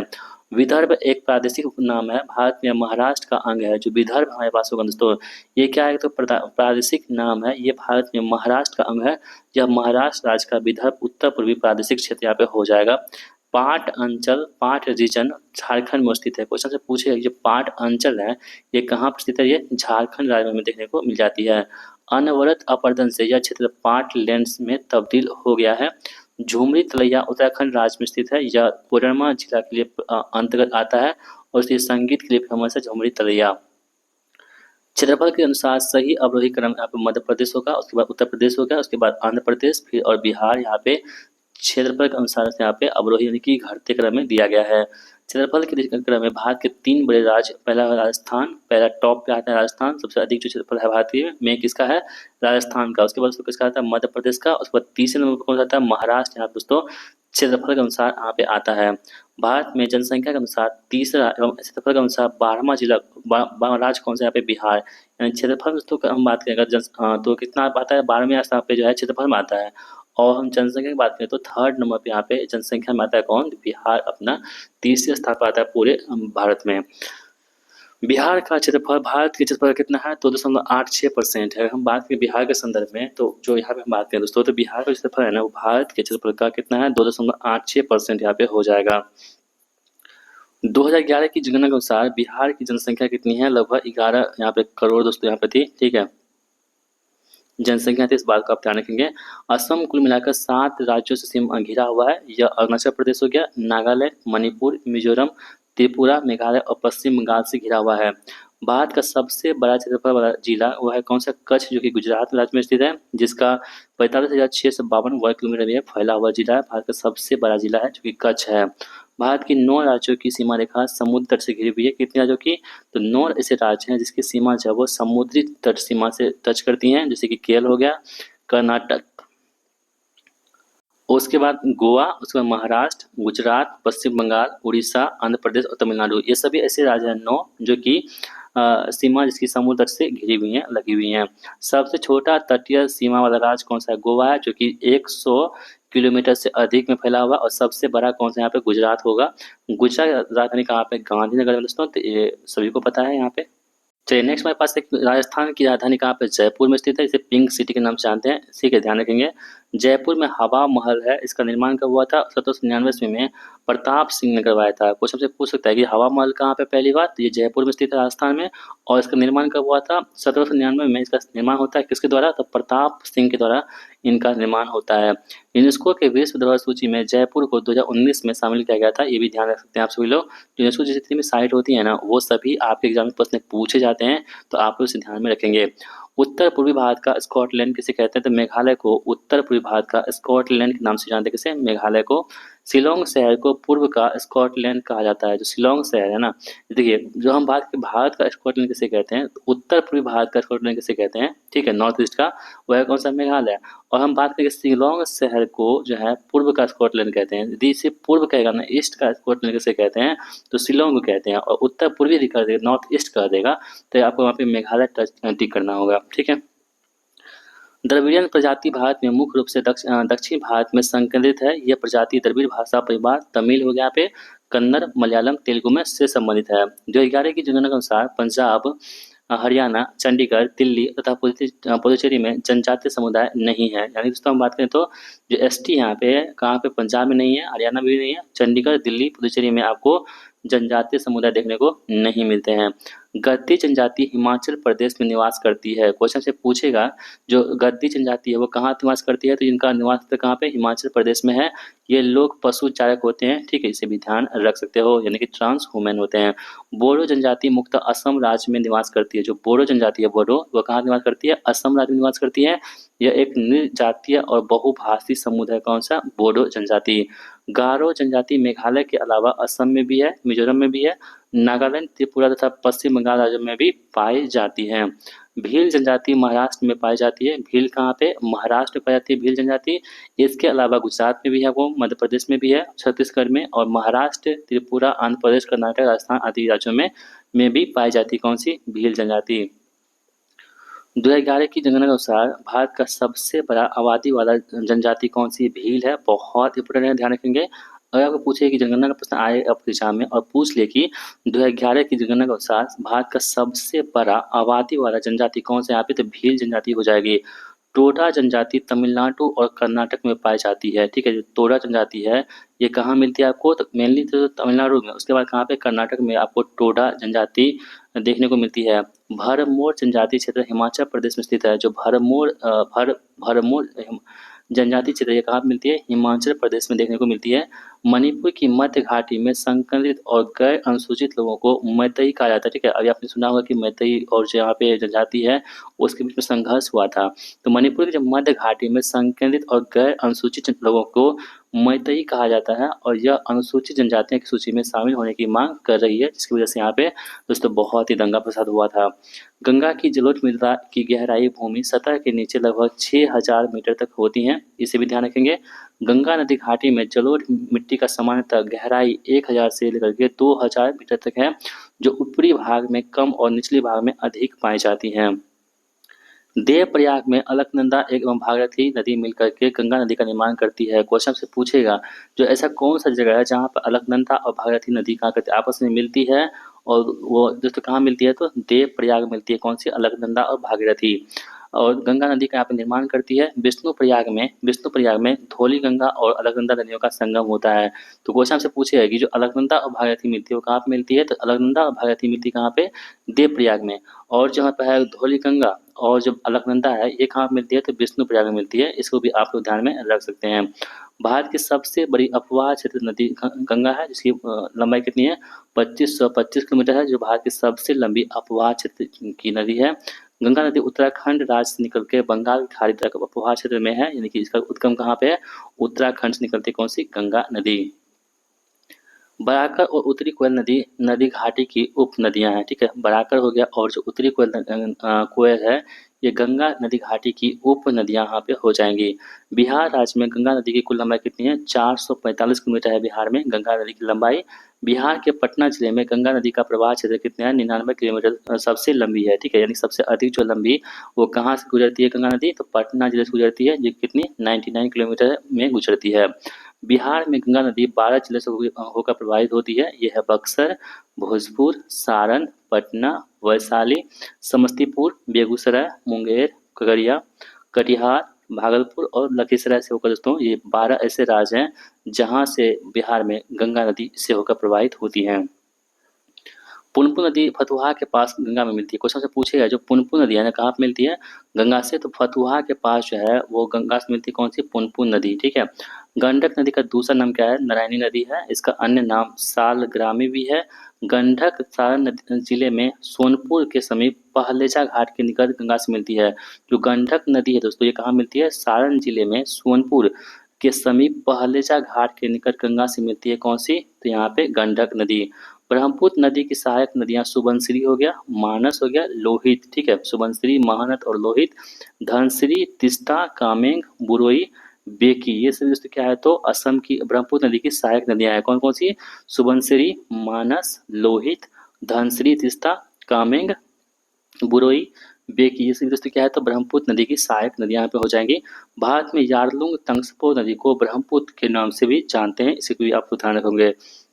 तिब्बत में मानसरोवर झील के पास से हिमनदों से सिंधु, सतलज और ब्रह्मपुत्र का स्रोत है। तो क्वेश्चन से पूछेगा सिंधु नदी कहाँ से निकलती है, तो ये आपको तिब्बत में मानसरोवर झील से निकलती है। सतलज कहाँ से निकलती है, तो तिब्बत में मानसरोवर झील से निकलती है। और ब्रह्मपुत्र नदी जो कहाँ से निकलती है भारत में, मतलब कि कहाँ से निकलती है, ये तो तिब्बत में मानसरोवर झील से निकलती है। तीनों नदियाँ सिंधु, सतलज और ब्रह्मपुत्र। नर्मदा नदी नदी रिफ्ट घाटी से होकर बहती है। यह नदी तीव्र घाटी से बहने के कारण से अपने साथ गाद नहीं छोड़ती है और डेल्टा का निर्माण नहीं करती है, ठीक है। तो यहाँ पे जो हमारे पास नर्मदा नदी है ना ये डेल्टा नहीं बनाती है, ठीक है, डेल्टा का निर्माण नहीं करती है। सोन और नर्मदा नदी का उद्गम स्थल अमरकंटक पहाड़ी है। और जो सोन और जो हमारे पास से नर्मदा नदी ये कहाँ से निकलती है, ये अमरकंटक के पहाड़ से निकलती है, इसे भी ध्यान रखेंगे। नर्मदा एवं ताप्ती पश्चिम की ओर प्रवाहित होने वाली नदियाँ हैं, ये दोनों अरब सागर में गिरती है। तो नर्मदा और ताप्ती नदियाँ कहाँ गिरती है, ये अरब सागर में गिरती है, ध्यान में रखेंगे। ये पश्चिम की ओर प्रवाहित होने नदियाँ हैं, इसे भी आप ध्यान में रख सकते हो। ये पश्चिम से निकलती है नर्मदा और ताप्ती कहाँ गिरती है, अरब सागर में, अपना इसका मुहाना है। कावेरी नदी कर्नाटक हो गया, तमिलनाडु, केरल राज्य और पुदुचेरी केंद्र प्रदेश से होकर बहती है। कौन सी, कावेरी नदी। यह ब्रह्मगिरी पर्वत से निकलती है। कौन, जो कावेरी नदी है ना ये कहाँ से निकलती है, ब्रह्मगिरी पहाड़ से निकलती है कावेरी नदी। तेल, विश्वनाथ, शिवनाथ, जोंक, हसदेव, मांड, हब, शंख आदि नदियां महानदी की प्रमुख सहायक नदी है। यह नदी ओडिशा की एक प्रमुख नदी है। कौन सी, महानदी, ठीक है। इसे भी ध्यान रखेंगे किसकी प्रमुख नदी है, महानदी, ओडिशा की। और दोस्तों महानदी का जो सहायक नदी कौन कौन सी है, तो तेल हो गया, शिवनाथ हो गया, जोंक हो गया, हसदेव, मांड, हब, संग, ये सभी क्या है, तो मतलब कि महानदी की सहायक नदियां हो जाएंगी। गंगावली और नर्मदा नदी पश्चिम की ओर प्रवाहित होकर अरब सागर में गिरती है। भीमा नदी कृष्णा नदी की उपनदी यानी सहायक नदी है। कौन सी, भीमा नदी यानी किसकी है, तो कृष्ण नदी की यहाँ पे दोस्तों क्या है, तो सहायक नदी होगी। कोयना, घाट प्रवाह, मालप्रभा, तुंगभद्रा, मूसी आदि कृष्णा नदी की सहायक नदी है। प्रश्न पूछा गया था कि मूसी नदी है ना किसकी सहायक नदी है, बिहार असम में 28 क्वेश्चन जो आया था यहाँ प्रश्न पूछे गए थे। जो मूसी नदी है ना किसकी सहायक नदी यहाँ पे होगी, तो कृष्णा की सहायक नदी कौन सी, मूसी। कोयना भी किसका है, कृष्णा का। घाट प्रवाह कृष्णा का, माल प्रवाह कृष्णा का और तुंगभद्रा कृष्णा का और मूसी तो किसका है, तो कृष्णा का सहायक नदी यहाँ पे हो जाएंगी। प्रायद्वीपीय भारत की नदियों को बरसाती नदी कहा जाता है। इन नदियों में छोटे बेसिन और कम जल ग्रहण क्षेत्र यहाँ पे होंगे। प्रायद्वीपीय नदी प्राचीन प्रवाह से होकर बहती है। दंडकारण्य में इंद्रावती और सबरी नदियाँ गोदावरी नदी की सहायक नदियाँ होंगी। तो इंद्रावती और जो सबरी नदियाँ हैं दोस्तों, ये किसकी सहायक नदी है? तो गोदावरी की यहाँ पे ये सहायक नदियाँ यहाँ पे हो जाती हैं। गोदावरी त्र्यंबकेश्वर की पहाड़ी नासिक से निकलती है। क्वेश्चन से पूछेगा कि गोदावरी नदी है कहाँ से निकलती है? तो गोदावरी नदी है दोस्तों ये त्र्यंबकेश्वर की पहाड़ी यानी कि नासिक से निकलती है। कौन सी? गोदावरी नदी। प्रवरा, मंजरा, प्राणहिता और पूर्णा, ये दोस्तों क्या है? तो गोदावरी की अन्य सहायक नदियाँ होंगी। प्रवरा किसका है? तो गोदावरी का। मंजर गोदावरी का। प्राणहिता गोदावरी का। और पूर्णा ये क्या है? तो गोदावरी की अन्य सहायक नदियाँ यहाँ पे हो जाएंगी। सोन नदी का उत्पत्ति स्थल कहाँ पे? अमरकंटक के मैकाल श्रेणी में अवस्थित है। यानी सोन नदी कहाँ से निकलती है? तो अमरकंटक के मैकाल श्रेणी से निकलती कौन सी? सोन नदी। अधिकांश हिमालयी नदियाँ बारहमासी होती है, जबकि अधिकांश प्रायद्वीपीय नदियाँ क्या होती है? वर्षा पर निर्भर करती हैं। इसको भी आप लोग ध्यान में रखोगे। जो हिमालय नदियाँ होती है क्या होती है? बारहमासी होती है, और जो प्रायद्वीपीय नदियाँ होती है क्या होती है? वर्षा पर निर्भर करती है, डिपेंड करती है। हिमालय नदी की धार प्रायद्वीपीय नदी की तुलना में क्या होती है? अधिक खरा होती है। तो क्वेश्चन से पूछता है कि जो हिमालय की नदियाँ होती है उसकी धार जो होती है वो प्रायद्वीपीय नदी की तुलना में क्या होती है? अधिक खरा होती है। हिमालय क्षेत्र में ऊंचाई पर बर्फ के जमे रहने के कारण और गर्मी से पिघलते रहना है, जिससे इन क्षेत्रों में की नदियाँ बारहमासी नदियाँ होती है। देखिए जब भी बर्फ पिघलेगी तो वहाँ से पानी आएगा, और जब भी पानी आएगा तो यहाँ पे क्या होगा? तो नदियाँ बन जाएंगी। इसलिए इसे क्या बोलते हैं? तो हम लोग यहाँ पे बारहमासी की नदी के नाम से भी इनको जानते हैं। चलिए आगे बढ़ते हैं हम लोग। नेक्स्ट हमारे पास है कि अटक में अपनी पहाड़ी यात्रा के अंत में सिंधु नदी अफगानिस्तान से होकर प्रवाहित होने वाली काबुल नदी से जुड़ती है। ठीक है। सिंधु नदी का उद्गम स्थल मानसरोवर झील के पोखर चू ग्लेशियर। ठीक है, ये क्वेश्चन पूछ सकता है कि जो सिंधु नदी का उद्गम स्थल कौन सा होगा? तो मानसरोवर झील के पोखर चू ग्लेशियर यानी कि सिंगी खमन ग्लेशियर से होता है। यह तिब्बत, चाइना, भारत और पाकिस्तान में बहते हुए अरब सागर में गिरती है। कौन सी? सिंधु नदी। भारत में चंद्रा और भागा नदियां लाहौल घाटी यानी कि हिमाचल प्रदेश में बहती है। टंडी के निकट चंद्रा एवं भागा का संगम होता है। यह चिनाब नदी कहलाती है। ठीक है, इसे क्या बोलते हैं? चिनाब नदी के नाम जानते हैं। इस बात को भी आप लोग ध्यान रखोगे। गंगा, ब्रह्मपुत्र, गोदावरी, महानदी, कृष्णा और कावेरी नदियां बंगाल की खाड़ी में गिरती है। तो देखिए क्वेश्चन से पूछता है कि गंगा नदी कहाँ गिरती है? इसका मुहाना कहाँ पे है? तो बंगाल की खाड़ी में है। ब्रह्मपुत्र नदी कहाँ गिरती है? तो बंगाल की खाड़ी में। गोदावरी बंगाल की खाड़ी में। महानदी बंगाल की खाड़ी में। कृष्णा बंगाल की खाड़ी में। और कावेरी बंगाल की खाड़ी में आपको गिरते हुए दिख जाएंगी। दामोदर, कोयल और स्वर्णरेखा नदियां छोटा नागपुर पठार से निकलती है। तो ये क्वेश्चन से पूछेगा कि छोटा नागपुर पठार से कौन कौन सी नदियां निकलती है? तो दामोदर, छोटा नागपुर पठार, कोयल, छोटा नागपुर पठार, स्वर्णरेखा, छोटा नागपुर पठार, ये सभी कहाँ से निकलती है? छोटा नागपुर पठार से निकलती है। यह स्वर्णरेखा स्वतंत्र रूप से बंगाल की खाड़ी में गिरती है। राजस्थान और गुजरात में बहने वाली लूनी नदी का उद्गम स्थल पुष्कर घाटी है। क्वेश्चन से पूछेगा कि जो लूनी नदी है दोस्तों कहाँ से निकलती है? तो कहाँ बहती है? राजस्थान और गुजरात में बहती है। कौन सी? लूनी नदी। और ये कहाँ से निकलती है? तो ये पुष्कर घाटी से निकलती है। यह कच्छ के रण में विलुप्त हो जाती है। कौन सी? लूनी नदी। ठीक है, इसे भी आप लोग ध्यान में रख सकते हैं। लूनी की भूमि बंधित नदी कहते हैं। जल के खारेपन के कारण से इसका नाम लूनी पड़ा है। ठीक है। कोसी मैदान की समुद्र तल से ऊंचाई कितनी है? 30 मीटर है। इस मैदान की समान ढाल उत्तर पश्चिम से दक्षिण पूर्व की यहाँ पे और होती है। कोसी नदी को बिहार का शोक कहते हैं। 70 जो है बीपीएससी पूछा गया था एग्जाम में, ये प्रश्न पूछे गए थे। ठीक है, ये आपको आपने एग्जाम दिया होगा तो आपको इसकी जानकारी होगी। मार्ग परिवर्तन और बाढ़ की अव्यवस्था के कारण से इसे बिहार का शोक कहते हैं। कोसी नदी नेपाल से बिहार में प्रवेश करती है।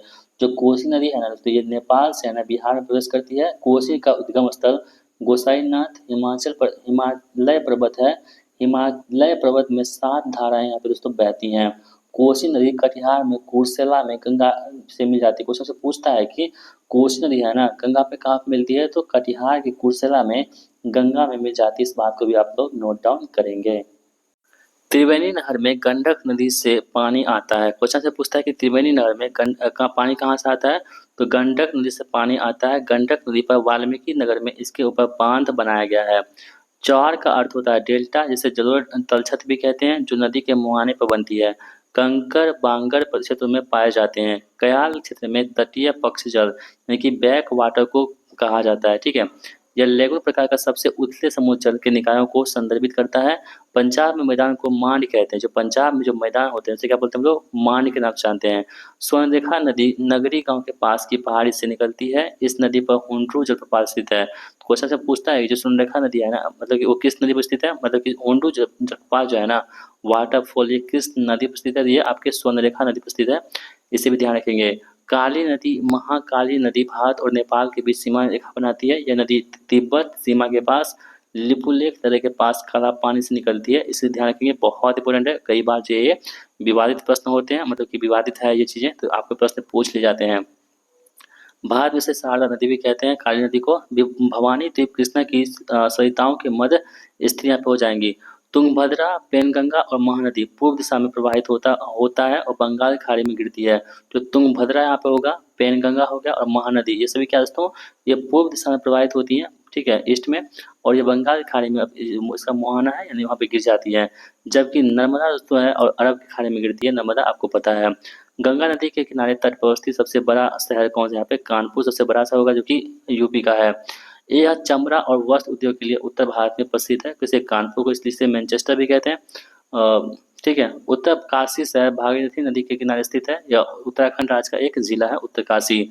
इसका प्राचीन नाम क्या है दोस्तों? बाराहाट है इसका प्राचीन नाम। कश्मीर में पहलगाम लिद्दर नदी के कश्मीर में पहलगाम लिद्दर नदी किनारे बसा है। यह झेलम की सहायक नदी दोस्तों। अभी 24 अप्रैल को, 22 से 24 अप्रैल को हुआ था पहलगाम में आतंकी हमला। तो दोस्तों हम बात करेंगे अगर कि पहलगाम जो है किस नदी के नाम से हुआ थी? लिद्दर, ठीक है। ये लिद्दर नदी के किनारे बसा हुआ है। झेलम की सहायक नदी है कौन सी? लिद्दर। इसे भी ध्यान रखेंगे। हो सकता है कि ये मतलब घटना चर्चित हुआ था, तो आपके प्रश्न पूछ लिया जाए ज्योग्राफी में, तो आप ध्यान रख सकते हो। हुंड्रू जलप्रपात स्वर्णरेखा नदी पर निर्मित है। इसकी ऊंचाई कितनी है? 98 मीटर यहाँ पर होगी। कावेरी नदी पर शिव सुंदरम जलप्रपात अवस्थित है। क्वेश्चन से पूछता है कि जो शिव सुंदर जलप्रपात है, वाटरफॉल, ये कहाँ पर स्थित है? ये कावेरी नदी पर स्थित है, ठीक है। इसकी ऊंचाई लगभग 322 फीट है। इस पर जल विद्युत संयंत्र 1970 में लगाया गया था। बुलर यानी जम्मू कश्मीर में स्थित है बुलर झील, तथा लोकटक कहाँ दोस्तों? मणिपुर में स्थित है। ये मीठे पानी की झील यहाँ पर होंगी।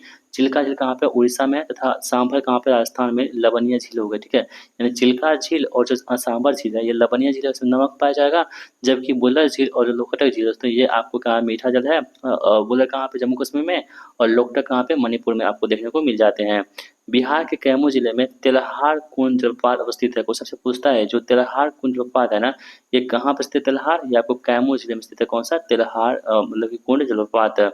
एशिया की सबसे लंबी सबसे बड़ी गोखुर झील बिहार के बेगूसराय में स्थित है। कौन सा? कांवर झील पक्षी विहार, जो कि बिहार में स्थित है। ये ऑक्सबो जिसे बोल सकते हैं, बड़ी गोखुर झील भी इसे बोल सकते हैं।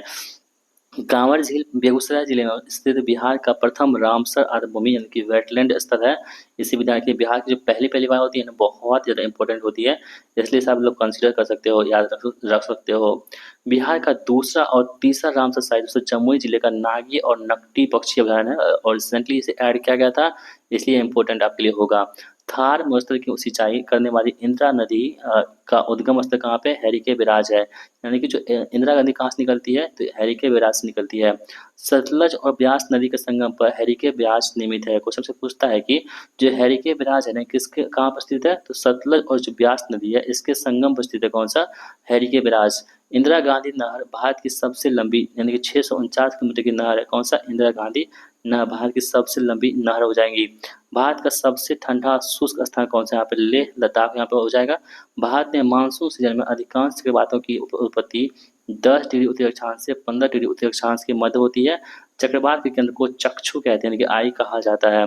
चक्रवात के केंद्र में निम्न ताप यानी कि लो प्रेशर होता है। क्वेश्चन से पूछता है जो चक्रवात होती है दोस्तों, उसमें जो है केंद्र में, ठीक है, सेंटर में क्या होता है? यहाँ पे लो प्रेशर यानी कि निम्न दाब होता है। कोपेन के कोपेन नहीं कोपेन कोपेन के जलवायु के अनुसार योजना के अनुसार उत्तर प्रदेश और बिहार को CWG यानी कि humid subtropical climate with dry winter और मानसून टाइप जलवायु क्षेत्र में आते हैं। यानी कि जो यूपी और बिहार है दोस्तों, ये किसमें आता है? CWG प्रकार का CWG प्रकार में आते हैं। किसके अनुसार? कोपेन के अनुसार, और साथ ही से मानसूनी प्रदेश भी कहते हैं। कोपेन ने 1918 ईस्वी में और संशोधित रूप में 1936 में अनुभविक यानी कि अनुभवजन्य जलवायु पद्धति को विकसित की थी। उष्णकटिबंधीय पूर्वी जेट स्ट्रीम अंत उष्णकटिबंधीय अभिसरण क्षेत्र की वायुमंडलीय विशेषता भारतीय ग्रीष्म मानसून के प्रदर्शन से संबद्ध है। तिब्बती ऊंच और ला लीना का संबंध भारतीय ग्रीष्म मानसून से है, इसे भी आप लोग ध्यान रखेंगे। भारत में सबसे सूखा स्थल कौन सा है? लेह लद्दाख में स्थित है। लेह में 10 सेंटीमीटर से भी कम वर्षा होती है, इसलिए बहुत ही सूखा प्रदेश उसे मानते हैं। भारतीय मानसून मौसमी विस्थापन से इंगित है, जिसका कारण मरुस्थल स्थल तथा समुद्र का विभेदी तापमान यहाँ पे होता है। मानसूनी हवाओं की उत्पत्ति वायुदाब और हवाओं की पेटियों के बदलाव के कारण से यहाँ पे होती हैं। हैदराबाद में दक्षिण पश्चिम मानसून की वापसी की समांतर तिथि कितनी होती है? 15 अक्टूबर यहाँ पे होगी। अमृतसर एवं शिमला एक ही अक्षांश स्थित है, परंतु इसकी जलवायु में भिन्नता इसकी ऊंचाई के कारण से होती है। देखिए, जब भी जलवायु में भिन्नता होगी ना, तो उसकी ऊंचाई के कारण से यहाँ पे होगी, इस बात को आप लोग ध्यान में रखोगे। अक्षांश से जलवायु निर्धारित होती है, ठीक है। क्वेश्चन से पूछता है कि जो जलवायु होती है वो किससे निर्धारित होती है? तो उसके अक्षांश से यहाँ पे उसके जलवायु का निर्धारण होता है। मानसून का निवर्तन साफ आकाश से इंगित होता है, ठीक है। नवंबर में उत्तर पश्चिम भारत के ऊपर निम्न दाब वाली अवस्था बंगाल की खाड़ी पर स्थानांतरित हो जाती है। राजस्थान में बहुत कम वर्षा होती है, क्योंकि पवनें किसी प्रकार की बाधाओं को पार नहीं करती हैं, इसलिए राजस्थान में कम वर्षा हमें देखने को मिल जाती है। आगे बढ़ते हैं, जिसके कारण ठंडा होने के कारण से आवश्यक ऊंचाई नहीं प्राप्त होती है। दक्षिण पश्चिम मानसूनी हवाओं अरब सागर शाखा के समानांतर अरावली श्रेणी है, जिससे अवरोध उत्पन्न नहीं होती है। भारत का कोरोमंडल पूर्वी तट का दक्षिण भाग कहलाता है, ठीक है। जो कोरोमंडल होता है दोस्तों ना, वो क्या होता है? पूर्वी तट का यहाँ पे दक्षिणी भाग कहलाता है। कौन सा? कोरोमंडल, ठीक है। आगे बढ़ते हैं, उष्णकटिबंधीय चक्रवातों में सबसे अधिक प्रभावित होती है, ठीक है। जब बहता पानी चिकनी मिट्टी को काटता है और गहरे चैनल को बनाता है, तो उसे अपनालिका अपरदन कहते हैं, ठीक है। गुल्ली इरोजन कहते हैं, ठीक है। जब बहता पानी चिकनी मिट्टी को काटता है और गहरे चैनल को बनाता है, तो उसे क्या बोलते हैं? अपनालिका अपरदन यानी गुल्ली इरोजन कहते हैं। भारत में अम्नालिका अपरदन सबसे अधिक चंबल और यमुना नदी की उत्खात भूमि में होता है, ठीक है। भारत की सर्वाधिक वर्षा मुख्य रूप से दक्षिण पश्चिम मानसून से होती है। लगभग 80% वर्षा किससे होती है? तो दक्षिण पश्चिम मानसून से होती है भारत में। कोरोमंडल तट पर अक्टूबर और नवंबर के महीने में भारी वर्षा होती है, ठीक है। लौटता हुआ मानसून भी इसे कहते हैं। आम्र वर्षा आम की फसल से संबंधित है, मुख्यतः अप्रैल माह में होती है। केरल और कर्नाटक में मानसून पूर्व आम्र वर्षा होती है, जो आम के फसल के लिए लाभदायक होती है। चेरापूंजी मेघालय राज्य में स्थित है। यह खासी पहाड़ी पर स्थित है और सबसे अधिक जो वर्षा होती है ना, यहाँ पे चेरापूंजी में होती है। मेघालय राज्य में स्थित है दोस्तों यहाँ पे, और ये खासी पहाड़ी पर स्थित है। कौन सा? चेरापूंजी। भारत में जिन क्षेत्रों में शुष्क भूमि कृषि की जाती है, उनमें वार्षिक वर्षा 75 सेंटीमीटर से क्या होती है? यहाँ पे कम होती है। तमिलनाडु में मुख्यतः जाड़े में वर्षा होती है, ठीक है। कहाँ होती है? तमिलनाडु में मुख्यतः जाड़े में वर्षा होती है। हिमालय के गिरिपाद क्षेत्रों में भूकंप आता है, ठीक है। ध्यान रखेंगे आप सभी लोग। मध्य पूर्वी भारत सूखाग्रस्त यहाँ पे क्षेत्र होगा। चक्रवात से सर्वाधिक प्रभावित भारत का राज्य उड़ीसा होगा। सबसे अधिक चक्रवात डेली आता है यहाँ पे। आंध्र प्रदेश हो गया उसके बाद, और उसके बाद तमिलनाडु और फिर पश्चिम बंगाल जो है, आपको दोस्तों इन चक्रवात का मतलब कि प्रभावित होने वाले राज्य हैं। काली मिट्टी को रेगुर मिट्टी के नाम से भी जानते हैं, इसे काली या कपासी मिट्टी भी कहते हैं। काली मिट्टी में लोहा हो गया, चूना, calcium, potash, aluminium, magnesium carbonate आदि आपको काली मिट्टी में देखने को मिलती है। इसे रेगुर मिट्टी के नाम से भी जानते हैं। काली मिट्टी में नाइट्रोजन, फास्फोरस और जैविक पदार्थों की यहाँ पे कमी पाई जाती है, और रेगुर मिट्टी सबसे ज़्यादा महाराष्ट्र में पाई जाती है, ठीक है। जो रेगुर मिट्टी होती है, ये सबसे अधिक कहाँ मिलती है? तो महाराष्ट्र में आपको देखने को मिलेगी रेगुर मिट्टी। जलोढ़ मिट्टी यानी एल्युवियल सॉइल, नदियाँ प्रवाहित नदियों द्वारा निर्मित होती है। कौन सी जलोढ़ मिट्टी को? नवीन जो जलोढ़ मिट्टी होती है उसे क्या बोलते हैं हम लोग? उसे बोलते हैं खादर, और जो पुरानी होती है उसे क्या बोलते हैं? बांगर, ठीक है। इसे भी ध्यान रखेंगे आप सभी लोग। यहाँ पे लिखा हुआ है कि प्राचीन जो जलोढ़ मिट्टी होती है इसे क्या बोलते हैं? बांगर मिट्टी के नाम से जानते हैं। गंगा के मैदान की पुरानी कछारी मिट्टी बांगर कहलाती है। क्या कहलाती है? बांगर कहलाती है। पुरानी जलोढ़ मिट्टी का भंडार मुख्यतः दक्षिण के गया, औरंगाबाद, नालंदा, भागलपुर, मुंगेर बिहार के पटना आदि जिलों में पाई जाती हैं। दोमट मिट्टी लोमी सॉइल में मृतिका यानी क्ले, बालू के कण और घात के कण यहाँ पे पाए जाते हैं। किसमें? दोमट मिट्टी में। केरेवा मिट्टी केसर की खेती के लिए प्रसिद्ध होती है। क्वेश्चन से पूछेगा कि जो केसर होती है केसर, उसकी खेती के लिए कौन सी मिट्टी आवश्यक होती है? तो पे करेवा मिट्टी सबसे अधिक उपयुक्त होती है। करेवा मिट्टी कश्मीर घाटी में हिमनदियाँ और झीलियाँ निक्षेपों के जमाव के फलस्वरूप यहाँ पे निर्मित होती है। जम्मू कश्मीर के पीर पंजाल श्रेणियों में मिलने वाली झीलिया निक्षेप को भी करेवा कहा जाता है, इसे भी आप लोग ध्यान रखोगे। पौधे को सबसे अधिक पानी चिकनी मिट्टी में मिलता है। इस मिट्टी में जल धारण की क्षमता सबसे अधिक होती है। क्वेश्चन से पूछता है कि किस मिट्टी में जल धारण की क्षमता सबसे अधिक होती है, तो कौन सी मिट्टी होती है यहाँ पे? वो होती है चिकनी मिट्टी। वृक्ष की जड़ों को मृदा से पानी केशिका जल यानी कि कैपिलरी प्रक्रिया द्वारा यहाँ पे उत्पन्न पहुंचती है। मेघालय में सबसे अधिक लेटराइट मिट्टी पाई जाती है। क्वेश्चन से पूछता है कि मेघालय में सबसे अधिक कौन सी मिट्टी पाई जाएगी, तो लेटराइट मिट्टी सबसे अधिक मेघालय में देखने को मिलती है। लेटराइट मृदा का उपयोग आमतौर पर ईंटों के लिए किया जाता है। मृदा अपरदन वनारोपण द्वारा रोका जा सकता है। जो मृदा अपरदन होती है उसको रोकने के लिए क्या उपाय यहाँ पे अपनाते हैं हम लोग, तो वन का रोपण करना यहाँ पे मृदा अपरदन को रोका जा सकता है। पहाड़ी क्षेत्रों में सोपानी अथवा समोच्च रेखीय कृषि द्वारा मृदा अपरदन को रोका जा सकता है। पहाड़ी क्षेत्रों में सोपानी अथवा समोच्च रेखीय कृषि द्वारा हम मृदा अपरदन को रोक सकते हैं।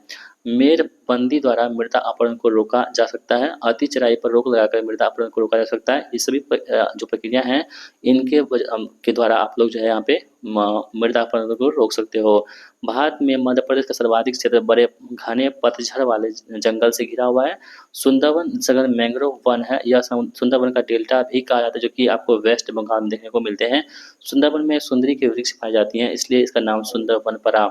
मिजोरम राज्य में सर्वाधिक प्रतिशत 85.34% भारत की वन स्थिति रिपोर्ट 2023 के अनुसार वनों के अंतर्गत पाया जाता है। यानी कि सबसे अधिक जो परसेंटेज की बात करें, सबसे अधिक परसेंटेज में कहाँ पे वन पाए जाते हैं, तो मिजोरम में सबसे अधिक 1% आपको देखने को मिलता है। कहाँ पे, मिजोरम में कितना परसेंट है, 85.34% यहाँ पे आपको देखने को मिलते हैं। किसके अनुसार, तो वन स्थिति रिपोर्ट 2023 के अनुसार। हिमालयी भूरा भालू, एशियाई जंगली भैंसे, रेगिस्तानी लोमड़ी दुर्लभ प्रजाति के यहाँ पे दोस्तों क्या होगा, तो उदाहरण होगा कौन सा, दुर्लभ प्रजाति का। कौन कौन सा, हिमालयी भूरा भालू, एशियाई जंगली भैंसे, रेगिस्तानी लोमड़ी, ये किसमें आते हैं, दुर्लभ प्रजाति के अंतर्गत आते हैं। ठीक है।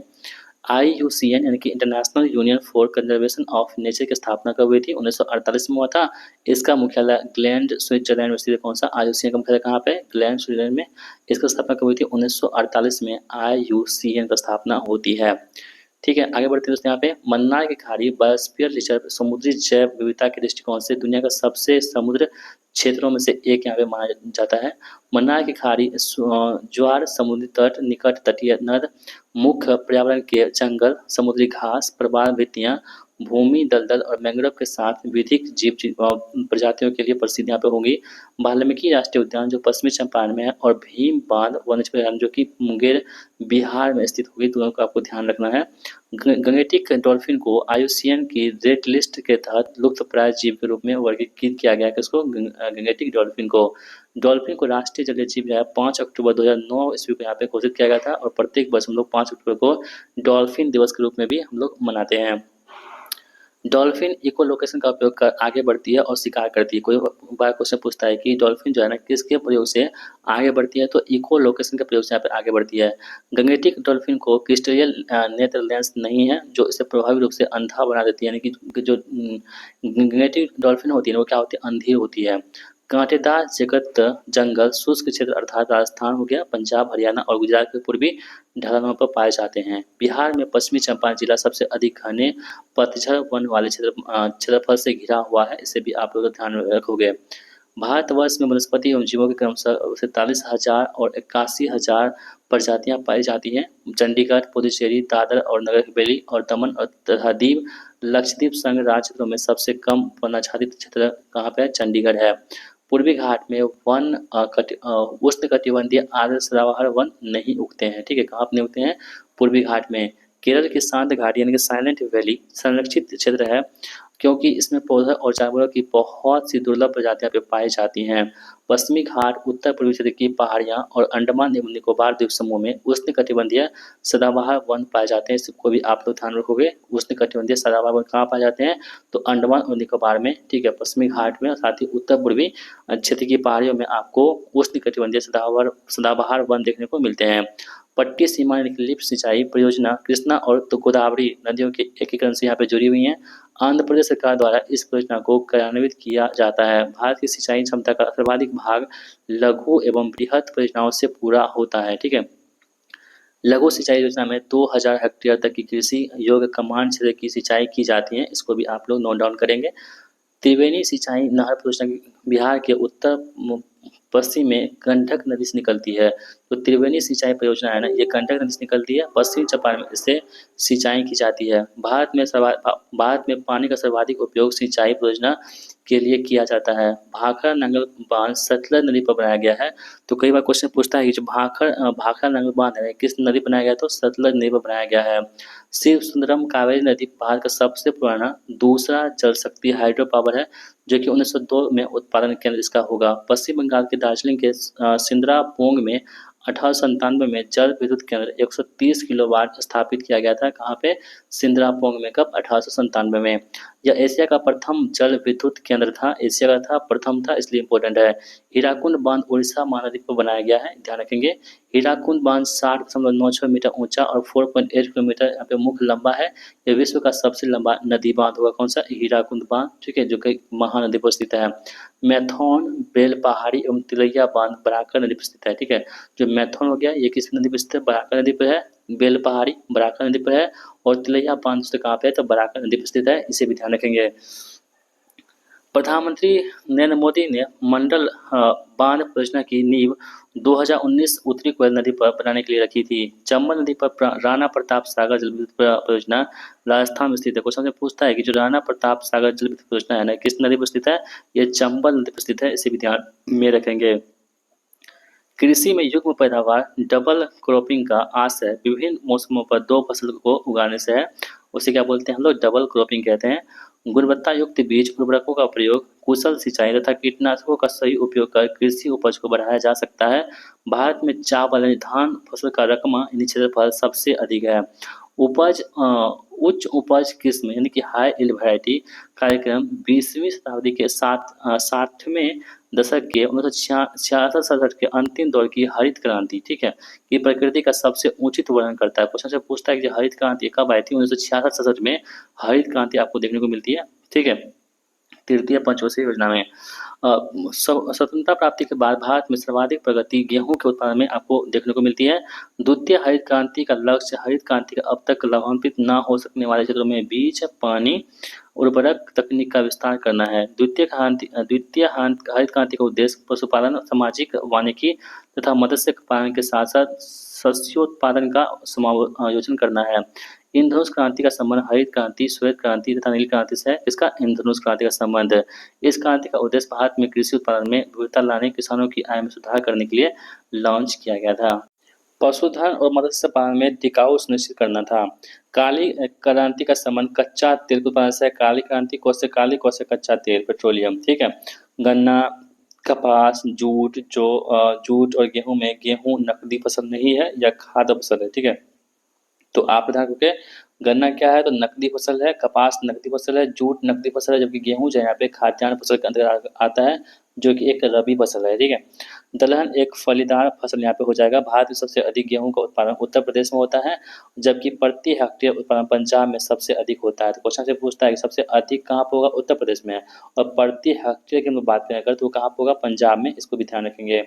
भारत में चावल का कटोरा कृष्णा गोदावरी डेल्टा क्षेत्र और छत्तीसगढ़ राज्य को कहा जाता है। तो भारत में जो चावल का कटोरा है किसे कहते हैं? छत्तीसगढ़ जो गढ़ है, इस राज्य को भारत में चावल का कटोरा की संज्ञा दी जाती है।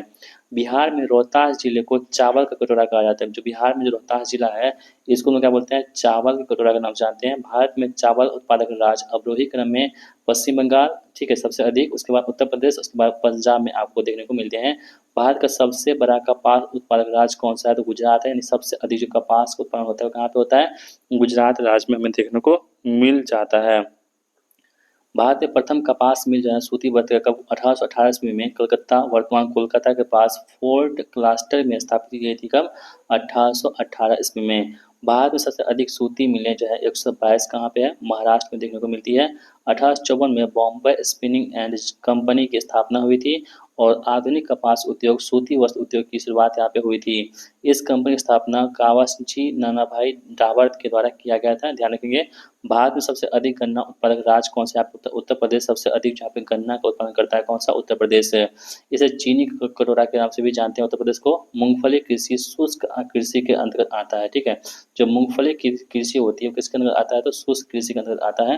भारत में सर्वप्रथम कॉफी का बागान बाबा बुदन की पहाड़ी जो कि कर्नाटक में स्थित है, वहाँ पे प्रारंभ किया गया था। भारत में सबसे अधिक प्राकृतिक रबर का उत्पादन कहाँ पे होता है? केरल में। भारत में सबसे अधिक प्राकृतिक रबर का यहाँ पे उत्पादन होता है केरला में। धान, मक्का, सोयाबीन, मूंगफली आदि, कपास, खरीफ जो है ये सभी दोस्तों खरीफ की फसलें होंगी। ठीक है, धान क्या है? खरीफ, मक्का खरीफ, सोयाबीन खरीफ, मूंगफली खरीफ और कपास इसलिए क्या है तो खरीफ फसल के एग्जाम्पल है। इसमें कपास जो है एक नकदी फसल के भी यहाँ पे एग्जाम्पल होगा। गेहूँ, सरसों, जौ, मटर, चना ये सभी क्या है तो रबी की फसल है। ठीक है, गेहूँ हो गया, सरसों हो गया, जौ हो गया, चना हो गया, मटर हो गया, ये सभी क्या है तो रबी की फसलें हैं। भारत में सबसे अधिक पटसन जूट का उत्पादन कहाँ होता है? पश्चिम बंगाल में सबसे अधिक पटसन का जो है उत्पादन होता है। भारत में मोटे अनाज का सबसे अधिक उत्पादन कहाँ होता है? राजस्थान में सबसे अधिक मोटे अनाज का जो है मिलेट का सबसे अधिक कहाँ होता है तो राजस्थान में उत्पादन होता है। रागी, ज्वार, बाजरा, मक्का को दो कुटकी, सांबा, कंगनी आदि को मोटे अनाज की श्रेणी में रखा गया है। इसे मिलेट भी कहते हैं। ठीक है, रागी हो गया, ज्वार हो गया, बाजरा हो गया, मक्का ये सभी क्या दोस्तों यहाँ पे कुंगटी, सांबा इस वजह से मिलेट के अंदर इसको रखा जाता है। इस बात को भी आप नोट डाउन कर सकते हैं। चलिए आगे बढ़ते हैं कि यूएन ने 2023 को अंतर्राष्ट्रीय मिलेट वर्ष घोषित किया था। हमने पढ़ा भी था, सबने जानते हैं इसको। ठीक है, यूनाइटेड नेशन ने यहाँ पे जो है अंतर्राष्ट्रीय जो मिलेट दिवस है किसको मनाया था? 2023 को मनाया था। 21वीं सदी का सुपर फूड मिलेट को कहा जाता है। थारपकर, राठी और मेवाती राजस्थान की दुधारू गाय की नस्लें हैं। ठीक है, दोस्तों जो थारपाकर हो गया, राठी हो गया और मेवाती हो गया ना, ये क्या है तो आपके गाय की फसलें हैं। फसलें नहीं सॉरी, गाय की क्या है यहाँ पे दोस्तों तो गाय की नस्लें हैं। बेलाटला में हेमाटाइट लो एस का खनन होता है। ये यहाँ उच्च गुणवत्ता यानी कि 70% आयरन वाला एस यहाँ पे बेलाटला में पाया जाता है, जो कि छत्तीसगढ़ में है दोस्तों बेलाटला, जो कि लो एस के लिए फेमस है। भारत में सबसे अधिक कॉपर तांबा का उत्पादन कहाँ पे होता है? मध्य प्रदेश में सबसे अधिक यहाँ पे तांबा का उत्पादन होता है। कहाँ पे? मध्य प्रदेश में। मध्य प्रदेश का मलाज खंड कॉपर बेल्ट है। ठीक है, जो मध्य प्रदेश का मलाज खंड है ना किस लिए फेमस है? यहाँ पे कॉपर के लिए फेमस है। राजस्थान में देश का तांबा अयस्क का सबसे बड़ा भंडार है। ठीक है, रिजर्व की हम बात करें तो सबसे अधिक जो तांबा का जो अयस्क है इसका भंडार कहाँ पे है तो राजस्थान में आपको देखने को मिलते हैं। नेक्स्ट हमारे पास है कि राजस्थान का खेतरी तांबा उत्पादन के लिए प्रसिद्ध है। राजस्थान का जो खेतरी है ना ये किसके लिए फेमस है तो ये तांबा के उत्पादन के लिए फेमस है। कौन सा? राजस्थान का खेतरी। झारखंड के घाटशिला तांबा उत्पादन के लिए प्रसिद्ध है। जो झारखंड जो घाटशिला है ये किस लिए फेमस है? यहाँ पर तांबा के उत्पादन के लिए सबसे फेमस है। अभ्रक का भारत में सबसे बड़ा उत्पादक राज्य कौन सा? आंध्र प्रदेश में सबसे अधिक क्या होता है यहाँ पे? अभ्रक का उत्पादन होता है। कहाँ पे? आंध्र प्रदेश में। भारत ने प्रथम बार कोयला खनन रानीगंज यानी कि 1774 ईस्वी में प्रारंभ किया गया था। भारत में जो प्रथम बार जो कोयला खनन हुआ था ये रानीगंज हुआ था। कब? 1774 ईस्वी में यहाँ पे प्रारंभ हुआ था। कोयला उत्पादन में राज्यों का अवरोही घटते क्रम कौन सा है? सबसे अधिक कहाँ पे कोयला उत्पादन होता है? झारखंड में, उसके बाद उड़ीसा में और उसके बाद उसके कहाँ पे? छत्तीसगढ़ में यहाँ पे कोयला का उत्पादन होता है। कोरबा कोयला खदान छत्तीसगढ़ में स्थित है। जो कोरबा है कहाँ पे? कोरबा कहाँ पे कोयला खदान स्थित? ये छत्तीसगढ़ राज्य में स्थित है। झारखंड के धनबाद जिले के झरिया में कोकिंग कोयला का बड़ा भंडार यानी कि रिजर्व यहाँ पे होगा। भारत में अधिक मात्रा में निम्न कोटि का कोयला पाया जाता है। कोकिंग कोयला मुख्यतः आयात पर निर्भर करती है। भूमिगत कोयले का दहन झारखंड राज्य उड़ीसा में झारखंड राज्य के झरिया में हो रहा है। भारत में दामोदर महानदी, गोदावरी और सोन घाटी क्षेत्र कोयला के विशाल यहाँ पे भंडार पाए जाते हैं। कहाँ कहाँ पे? दामोदर घाटी में, महानदी में, ठीक है, गोदावरी घाटी में और सोन घाटी में दोस्तों क्या होता है तो कोयला के विशाल भंडार पाए जाते हैं। भारत में गोंडवाना लैंड में कोयला का सबसे बड़ा भंडार लगभग 98% है। यह कार्बोनिफोरस युग में निर्मित हुआ था। तो सबसे अधिक जो कोयला का भंडार है वो किस लैंड में है तो गोंडवाना लैंड में सबसे अधिक है। यहाँ पे 98% से यहाँ पे क्या होता है कोयला पाया जाता है। ये कार्बोनिफोरस युग से यहाँ पे निर्मित हुआ था। भारत में सबसे पुराना जो है तेल रिफाइनरी कहाँ पे? असम के डिगबोई में खोला गया था। ठीक है, डिगबोई रिफाइनरी की स्थापना कब हुई थी? 1901 ईस्वी में डिगबोई रिफाइनरी की स्थापना होती है। यह एशिया का सबसे पुराना तेल रिफाइनरी है। कौन सा? असम का डिगबोई। भारत सर्वप्रथम तेल या ऊर्जा संकट कब आया था? 1970 के दशक में आया था। 1973 ईस्वी में तेल निर्यातक देशों को यानी कि ओपेक ने कीमतों में अकस्मात 4 गुना 400% से अधिक वृद्धि कर दी थी। किसने? ओपेक ने। ठीक है, जिसका मुख्यालय कहाँ पे? वियना में है। भारत में खाड़ी युद्ध के दौरान 1990 के दशक के में प्रारंभ में तेल संकट आया था। अभ्रक कोडरमा में पाई जाती है। और अभ्रक कहाँ पाई जाती है? कोडरमा में। भारत में पेट्रोलियम का भंडार मुख्यतः मुंबई अपतटीय क्षेत्र, ब्रह्मपुत्र घाटी, पश्चिमी अपतटीय क्षेत्र और गुजरात में पाए जाते हैं। भारत में थोरियम का उत्पादन केरल राज्य में होता है। मोनोजाइट थोरियम का प्रमुख अयस्क है। बहुत बार प्रश्न पूछे गए हैं कि जो मोनोजाइट होता है किसका अयस्क होता है? यहाँ पे थोरियम का मुख्य अयस्क होता है। कौन सा? मोनोजाइट। आगे हमारे पास है कि कैमूर का पठार चूना पत्थर के लिए जो कैमूर का पठार होता है ना, ये चूना पत्थर के लिए प्रसिद्ध है। बंजारी में सीमेंट उद्योग स्थापित किया गया है। बाढ़ super thermal power station Bihar राज्य में स्थित है। इसकी क्षमता कितनी है? 1320 मेगावाट है इसकी क्षमता। इस बात को भी आप लोग नोट डाउन कर सकते हो। चंबल नदी पर राणा प्रताप सागर जल विद्युत परियोजना राजस्थान में स्थित है। ठीक है, तो राणा प्रताप जो सागर जल विद्युत परियोजना है, ये चंबल नदी पर है। किस राज्य में? राजस्थान में। भारत सरकार के कुल विद्युत उत्पादन में जल विद्युत का योगदान लगभग कितना है? 12.5% है 22-23 के अनुसार। अक्टूबर 2024 के अनुसार भारत में उत्पादित कुल व्यावसायिक ऊर्जा में गैर पारंपरिक ऊर्जा नवीकरणीय स्रोतों का योगदान 203.18 गीगावाट है। इसे 2030 तक बढ़ाकर 500 गीगावाट करने का भारत सरकार का यहाँ पे लक्ष्य रखा गया है। भारत में प्रति व्यक्ति ऊर्जा की खपत 1395 किलोवाट घंटा तक होती है। बिहार आर्थिक सर्वेक्षण 24-25 के अनुसार बिहार में 23-24 में प्रति व्यक्ति ऊर्जा की खपत 363 किलोवाट प्रति घंटा हो गया है। भारत में राजस्थान में सबसे अधिक सौर ऊर्जा 30 गीगावाट लक्ष्य 2025 के अंत तक राजस्थान में रखा का उत्पादन होता है। मंगलौर के निकट केगा एक न्यूक्लियर विद्युत कहाँ पे? केगा कहाँ पे? कर्नाटक में है, मंगलौर के निकट है, जो कि न्यूक्लियर विद्युत संयंत्र यहाँ पे होगा। स्टेनलेस स्टील लोहे और क्रोमियम का यहाँ पे मिश्र धातु होती है। जो स्टेनलेस स्टील होता है ना, ये लोहा और जो क्रोमियम होता है इसका क्या होता है? पे मिश्र धातु होता है। टिस्को यानी कि टाटा स्टील यहाँ पे, ठीक है, टिस्को है। TISCO Tata and steel copper ईट संयंत्र टाटानगर जमशेदपुर में स्थित है। इसकी स्थापना 1907 में हुई थी। जिसको स्थापना कब हुई थी दोस्तों? 1907 में, जब औरंगजेब की मृत्यु हुई थी ना, उसी वक्त। खेतरी में तांबा उद्योग स्थापित है। ये राजस्थान के झुंझुनू जिले में स्थित है। ठीक है, दक्षिण भारत में सर्वाधिक सूती वर्ती के कारखाने कोयम्बटूर में स्थित है। कहाँ पे? कोयम्बटूर में। कोयम्बटूर का दक्षिण भारत का मैनचेस्टर कहते हैं। क्वेश्चन आपसे पूछेगा कि दक्षिण भारत का मैनचेस्टर किसे कहते हैं, तो कोयम्बटूर को दक्षिण भारत का मैनचेस्टर के नाम से जानते हैं। बिहार में डालमिया नगर सीमेंट उद्योग के लिए प्रसिद्ध है। 1939 में यहाँ सीमेंट उद्योग स्थापित किया गया था। तो जो डालमिया नगर है ना, ये सीमेंट के लिए बहुत ही फेमस है। और 1939 में यहाँ पे सीमेंट उद्योग स्थापित किए गए थे। इस बात को भी आप लोग ध्यान में रख सकते हैं। भारत का प्रथम उर्वरक संयंत्र 1906 में रानीपेट तमिलनाडु में स्थापित किया गया था।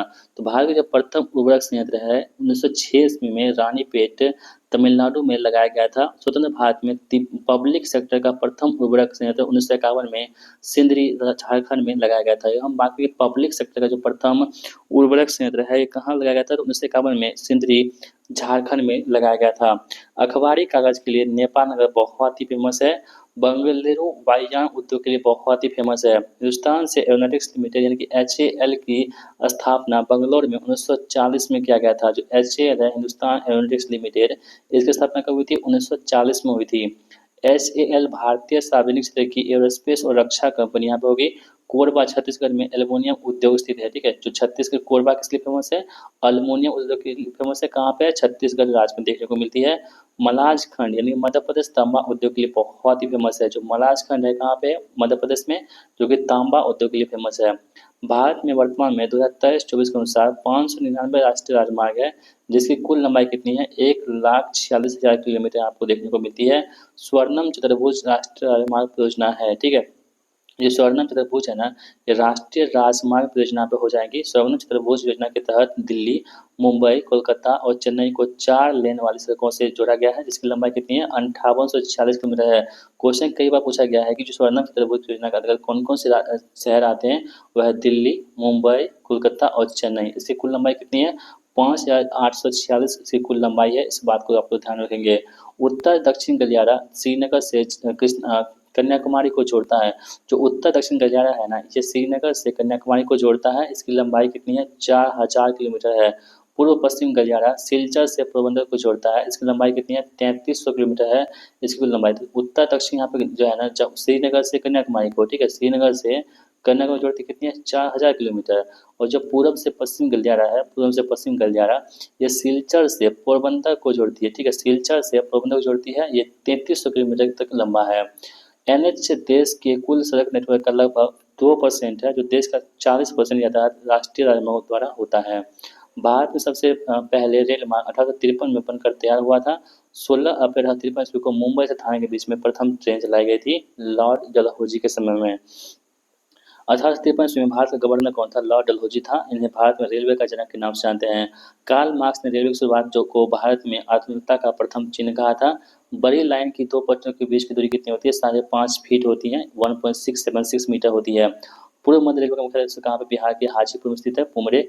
भारत में कुल कितने जोन है? 18 रेलवे जोन यहाँ पे होंगे। विवेक एक्सप्रेस भारत की सबसे लंबी दूरी तय करने वाली ट्रेन है, जो डिब्रूगढ़ से कन्याकुमारी के बीच 4189 किलोमीटर तय करती। कितनी? 4189 किलोमीटर। भारत की सबसे लंबी दूरी को तय करने वाली जो दोस्तों ये ट्रेन है, जो कि डिब्रूगढ़ यानी असम के डिब्रूगढ़ से कन्याकुमारी तक चलती है। ठीक है, इस बात को आप लोग ध्यान रखोगे। तो चलिए आगे बढ़ते हैं दोस्तों। यहाँ पे हम लोग पारादीप बंदरगाह उड़ीसा में स्थित है। यह प्राकृतिक गहरे पानी का बंदरगाह होगा। ठीक है, पारादीप कहाँ पे है? उड़ीसा में स्थित है। यह प्राकृतिक गहरे पानी का यहाँ पे बंदरगाह होगा। मार्गो गोवा पत्तन गोवा में स्थित है। यह प्राकृतिक बंदरगाह है। ठीक है, देखिए जो पारादीप है ना, ये भी प्राकृतिक है, और जो मार्गोवा है, ये भी कहाँ पे है? तो ये भी प्राकृतिक बंदरगाह है। यह प्रमुख लो अयस्क निर्यात केंद्र यहाँ पे होगा। महाराष्ट्र के बड़हावन में नए बंदरगाह स्थापित किए गए हैं। ठीक है दोस्तों, कई बार क्या होता है कि क्वेश्चन पूछा जाता है कि जो बदावन है कहाँ पे है? तो बदावन महाराष्ट्र में है। ठीक, तो महाराष्ट्र के जो बदावन है, यहाँ पर नए बंदरगाह स्थापित किया जा रहा है। राष्ट्रीय जलमार्ग 1, ठीक है, नेशनल वाटरवे प्रयागराज को हल्दिया यानी कोलकाता से जोड़ता है। यह 1620 किलोमीटर लंबा है। जो राष्ट्रीय जलमार्ग 1 है, ये प्रयागराज को हल्दिया से जोड़ता है। कितना? 1620 किलोमीटर लंबा है। 1986 में इसे राष्ट्रीय जलमार्ग घोषित किया गया था। कब? 1986 में। राष्ट्रीय जलमार्ग अधिकरण अधिनियम 2016 के अंतर्गत 111 राष्ट्रीय मार्ग घोषित किए गए हैं। जवाहरलाल नेहरू बंदरगाह महाराष्ट्र में स्थित है। कहाँ पे? जो जवाहरलाल नेहरू बंदरगाह है, कहाँ पे? महाराष्ट्र में स्थित है। यह भारत का सबसे बड़ा कंटेनर वाला यहाँ पे दोस्तों बंदरगाह होगा। भारत का सबसे प्राचीन कृत्रिम बंदरगाह कौन सा? यहाँ पे चेन्नई जो है भारत का सबसे प्राचीन कृत्रिम बंदरगाह, यहाँ पे आर्टिफिशियल जो दोस्तों यहाँ पे बंदरगाह होगा कौन सा? चेन्नई। भारत का सर्वाधिक ऊंचाई पर अवस्थित जो दर्रा है वो कौन सा? उमरलिंगा दर्रा, जो 5799 मीटर ऊंचाई पर स्थित है। ठीक है, और दोस्तों भारत की सबसे ऊंचाई पर स्थित यही दर्रा होगा।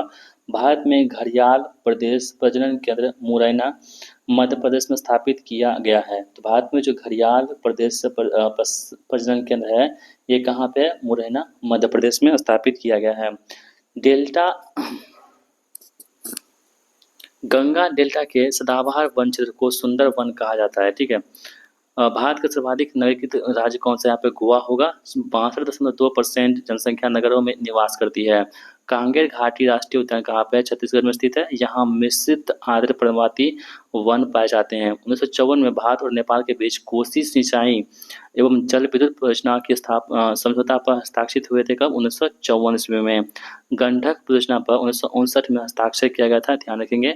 भारतवर्ष में सर्वप्रथम दूरभाष का प्रादुर्भाव 1851 में कलकत्ता और डायमंड हार्बर के बीच प्रारंभ की गई थी। दूरभाष का प्रादुर्भाव कब? 1851 में कलकत्ता और डायमंड हार्बर के बीच में। भारत में सबसे पहला टेलीफोन एक्सचेंज 1881 ईस्वी में कलकत्ता में स्थापित किया गया था। ओरिएंटल टेलीफोन कंपनी लिमिटेड के अनुसार था। ठीक है, 1881 में। कहाँ पे? तो कलकत्ता में स्थापित किया गया था। 28 जनवरी 1882 को कुल 93 ग्राहकों के साथ में औपचारिक टेलीफोन सेवा यहाँ पे शुरू की गई थी। 93 ग्राहक के साथ में। भारत और यूरोप के बीच समुद्री टेलीग्राम सेवा की शुरुआत लॉर्ड लॉरेंस ने के कार्यकाल में 1865 में प्रारंभ हुआ था। R.L. सिंह के वर्गीकरण स्कीम के अनुसार बिहार आर्द्र उपोष्ण कटिबंधीय जलवायु क्षेत्र में आता है। भारत में एल नीनो के प्रभाव के कारण से कम वर्षा और सूखे प्राप्त होते हैं। एल नीनो के प्रभाव से एल या अल उत्तरी प्रशांत महासागर का एक गर्म जलधारा है। ठीक है, देखिए जो हमारे पास एल है ना, ये क्या है? तो उत्तरी प्रशांत महासागर का एक क्या है? तो यहाँ पे गर्म जलधारा आपको देखने को मिलती है। नेक्स्ट हमारे पास यहाँ पे होगा कि पूर्वी उत्तर प्रदेश एवं बिहार मध्य गंगा मैदानों में सम्मिलित यहाँ पे हो जाएगा। कुरियर सेवा से प्रतिस्पर्धा के लिए भारतीय डाक विभाग ने द्रुत डाक सेवा यानी कि स्पीड पोस्ट 1 अगस्त 1986 को प्रारंभ किया था। क्वेश्चन से पूछता है कि जो स्पीड पोस्ट है इसकी शुरुआत कब हुई थी? तो 1 अगस्त 1986 को यहाँ पे स्पीड पोस्ट की शुरुआत होती है। इस बात को आप लोग ध्यान में रख सकते हो। चलिए आगे बढ़ते हैं। महाद्वीपीय प्रवाह सिद्धांत एल्फ्रेड वेगनर के द्वारा 1912 में दिया गया था। तो क्वेश्चन से पूछता है जो महाद्वीपीय प्रवाह सिद्धांत है किसने दिया था? तो अल्फ्रेड वेगनर ने दिया था। कब? 1912 ईस्वी में दिया था। 200 मिलियन वर्ष पहले कार्बोनिफेरस युग में पेंजिया में विभंजन हुआ और दो भागों में लोरेंसिया यानी उत्तर और गोंडवाना लैंड दक्षिण में बट गया। देखिए जब बेंजामिन विभाजन हुआ था ना दोस्तों, तो इसमें क्या हुआ था 2 भागों में, एक लोरेंसिया जो उत्तर में है और एक गोंडवाना लैंड जो कि दक्षिण में है, इसमें बँट गया था। महाद्वीप विवर्तन के सिद्धांत यानी कि प्लेट टेक्टोनिक्स के द्वारा अलग हुआ है, ठीक है? प्लेट शब्द का प्रयोग सर्वप्रथम 1955 में टूजो वेल्सन ने किया था। क्वेश्चन कई बार पूछता है जो प्लेट हमारे पास है, इसका प्लेट शब्द का प्रयोग किसने किया था? 1955 ईस्वी में टूजो विल्सन ने किया था, ठीक है? किसने? टूजो विल्सन ने। अल्फ्रेड वेगनर के महाद्वीपीय बहाव सिद्धांत ने प्लेट टेक्टोनिक्स सिद्धांत का विकास में यहाँ पे योगदान दिया था। 1960 के दशक में हैरी हेस, मैकेंजी, मॉर्गन का पार्कर आदि का महत्वपूर्ण योगदान प्लेट टेक्टोनिक्स सिद्धांत के प्रतिपादन और व्याख्यान में योगदान है। पृथ्वी की आंतरिक परत नीफे में निकेल और उससे क्या होता है फीके, देखिए नीफे हुआ ना NiFe, तो आप देखेंगे तो निकेल एपिस क्या होता है फेरस। यहाँ पे पृथ्वी की आंतरिक परत नीफे में निकेल और फेरस तत्वों की प्रचुरता होती है। जियोडेसी वह विज्ञान है जो पृथ्वी के आयाम की माप से संबंधित यहाँ पे होगा जियोडेसी। भौगोलिक अपवर्तन चक्र की संकल्पना WM डेविस ने प्रस्तुत की थी। कोकस प्लेट मध्य अमेरिका तथा प्रशांत प्लेट के मध्य पाई जाती है। ये छोटा प्लेट स्मॉल प्लेट यहाँ पे हो जाती हैं। वलन क्रिया पूर्ववत निर्माणकारी पल यानी कि अंतर्ज्योत बल के फलस्वरूप होता है। संपीड़न बल से चट्टानों की परतें मुड़ जाती हैं और ऊपर उठे भाग को अपनति, एंटीक्लाइन तथा नीचे धंसे भाग को अभिनति यानी कि स्लिकलाइन कहते हैं। रस्ट बाउल या रस्ट बेल्ट एक ऐसा क्षेत्र है जहाँ पहले औद्योगिक हब था, वर्तमान में गिरावट की चरण में है। संयुक्त अमेरिका का रस्ट बादल ग्रस्त लैक्स और पीटर्सबर्ग क्षेत्र है। अपसारी सिलें स्तरों में निक्षेपित होती हैं और इनमें जीवों के अवशेष व वनस्पतियां के अंश पाए जाते हैं। आग्नेय चट्टान को प्राथमिक चट्टान या मूल चट्टान और पेरेंटल चट्टान भी कहा जाता है। इसमें रंध्र नहीं होता है, ठीक है? आग्नेय चट्टान क्रिस्टलीय एवं अक्रिस्टलीय दोनों ही होते हैं। जो आग्नेय चट्टान होते हैं ना वो क्रिस्टलीय होते हैं और अक्रिस्टलीय दोनों के रूप में होते हैं। खनिज अपसारी चट्टान के तल छत यानी कि सेडिमेंट स्तर में क्या होती है यहाँ पे जमा होती है। इस बात को भी आप लोग ध्यान में रखोगे। माउंट एटना इटली सिसिली द्वीप स्थित एक सक्रिय ज्वालामुखी है। जो माउंट एटना है ये कौन सा इटली में स्थित है। जो किस द्वीप पर स्थित है? तो सिसिली द्वीप है। और किस प्रकार जो है ये ज्वालामुखी है, एक एक्टिव वोल्केनो यानी कि सक्रिय ज्वालामुखी यहाँ पे होगा। मोनालोआ हवाई आइलैंड यानी कि USA पर स्थित है। यह एक सक्रिय ज्वालामुखी है। कौन सा? मोनालोआ भी है एक सक्रिय ज्वालामुखी होगा जो कि हवाई द्वीप पर स्थित है। यह विश्व का सबसे बड़ा ज्वालामुखी है। कौन सा? ये मोनालोआ, ठीक है? विश्व का सबसे बड़ा ज्वालामुखी कौन सा है? मोनालोआ होगा। लावा के ठंडा होने और ठोस होने से अग्नेय चट्टान का निर्माण होता है। क्वेश्चन पूछता है कि जो अग्नेय चट्टान होती है अग्नेय शेल, इसका निर्माण कैसे होता है यहाँ पे? तो लावा के ठंडा होने और ठोस होने से इसका निर्माण होता है। किलिमंजारो तंजानिया एक प्रसुप्त ज्वालामुखी यहाँ पे हो जाएगा, ठीक है? भूकंप की गहनता मार्कोली पैमाने के द्वारा मापी जाती है। जो भूकंप होती है ना इसकी गहनता होती है वो मार्कोली पैमाने के द्वारा मापी जाती है। सिस्मोग्राफ भूकंपीय तरंगों को रिकॉर्ड करने वाला उपकरण यहाँ पे हो जाएगा। रिएक्टर स्केल से भूकंप की परिमाण मापा जाता है, ठीक है? अफ्रीका महादेश में सबसे अधिक देश कौन सा है? 54 है, ठीक है? कितने देश हैं यहाँ पे? अफ्रीका महादेश में कितने देश हैं? 54 देश हैं। विश्व का सबसे बड़ा महाद्वीप एशिया है, ठीक है? इसे ध्यान रखेंगे। लगातार नई परत जोड़ने वाली इस प्रक्रिया समुद्र तल का फैलाव यहाँ पे होती है।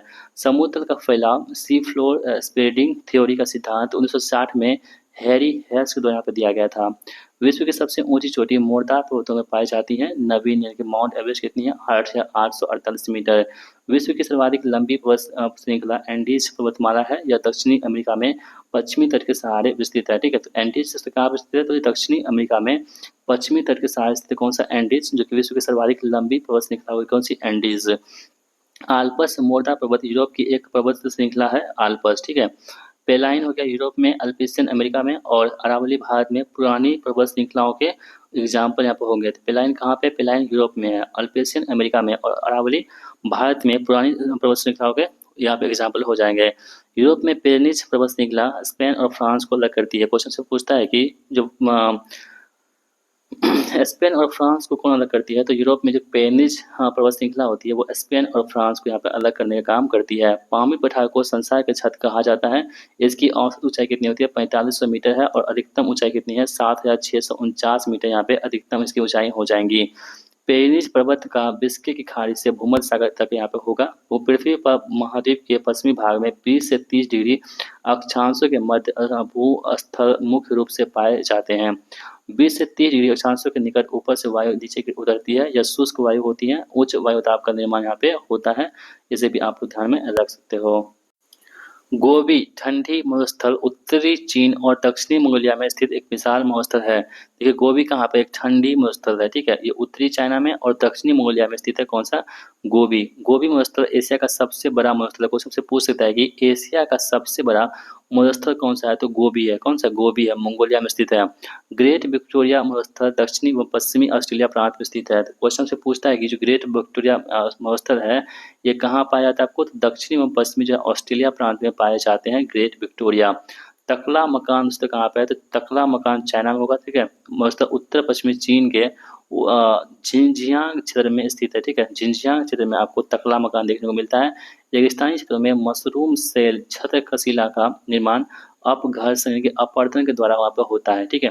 विश्व का सबसे शुष्क मरुस्थल कहाँ पे है? आटाकामा दक्षिण अमेरिका में है। जो विश्व का सबसे शुष्क मरुस्थल यहाँ पे होगा कौन सा? आटाकामा।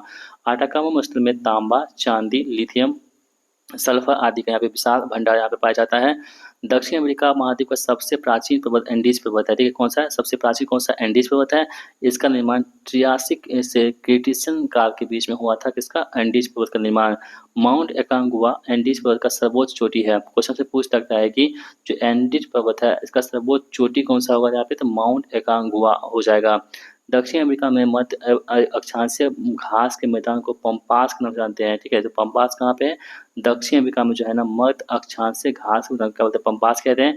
या शीतोष्ण कटिबंधीय क्षेत्र है, ठीक है। कैसा है? तो शीतोष्ण कटिबंधीय यहाँ पे क्षेत्र हुआ कौन सा? पम्पास है। अफ्रीका के उष्ण कटिबंधीय घास के मैदान को क्या बोलते हैं? सवाना कहते हैं। क्या बोलते हैं? सवाना। जो अफ्रीका के जो उष्ण कटिबंधीय घास के मैदान है इसे हम लोग क्या बोलते हैं? सवाना कहते हैं। ऑस्ट्रेलिया के जो घास मैदान है क्या बोलते हैं? डाउन्स कहते हैं। क्या बोलते हैं? ऑस्ट्रेलिया का डाउन्स, ठीक है। पेरिस घास का मैदान उत्तरी अमेरिका में पाए जाते हैं, ठीक है। पेरिस कहाँ पे है? उत्तरी अमेरिका में पेरिस आपको देखने मिलते हैं घास के मैदान। वेल्स कहाँ पे? वेल्स दक्षिण अफ्रीका में आपको वेल्स जो है घास के मैदान देखने को मिलते हैं। कंपोस्ट घास का मैदान ब्राजील के पठारी क्षेत्र में मिलता है, ठीक है। कंपोस्ट कहाँ पे? ब्राजील के पठारी क्षेत्रों में। सभी घास के मैदान क्षेत्रों में पशुपालन बड़े पैमाने पे किया जाता है, ठीक है। इजराइल की सीमा लेबनान से सीरिया से जॉर्डन से और मिस्र के साथ संलग्न होती है। इजराइल की सीमा से जुड़ा गाजा पट्टी एवं वेस्ट वेल एक विवादित क्षेत्र है जो कि यहाँ पे बहुत सारी आपको यहाँ पे देखने को मिलती हैं जो दंगा फसाद होता है। मिड सागर से डेड सी का विस्तार जॉर्डन, इजराइल और वेस्ट बैंक क्षेत्र से फैला हुआ है। जापान का सीमा किसी भी देश की स्तरीय सीमा से नहीं संलग्न है। Abu Dhabi, Dubai, Sharjah, Ajman, al Quwain, Fujairah, Ras al खैमा, यूनाइटेड अरब अमीरात 7 अमेरिकी राज्यों के हैं। विश्व का सबसे बड़ा ऊन उत्पादक और निर्यातक देश कौन सा? ऑस्ट्रेलिया। यानी कि सबसे अधिक जो है ऊन जो है और उत्पादक और जो निर्यातक देश है कौन सा? यहाँ पे ऑस्ट्रेलिया में सबसे अधिक ऊन जो है यहाँ पे उत्पादन होता है और यहाँ पे एक्सपोर्ट भी होता है। संयुक्त राज्य अमेरिका में मक्के का उत्पादन विश्व में सबसे अधिक होता है। क्वेश्चन से पूछता है कि जब मक्का उत्पादन है सबसे अधिक कहाँ पर होता है? तो अमेरिका में सबसे अधिक मक्का का उत्पादन होता है। 141 डिग्री पश्चिमी देशांतर रेखा कनाडा और अलास्का को अलग करती है, ठीक है। इस बात को ध्यान रखेंगे। हंगरी एक स्थल रूप यानी कि लैंड लॉक देश है दोस्तों, हंगरी, ठीक है। ऑस्ट्रिया की राजधानी कहाँ पे है? हंगरी में स्थित है।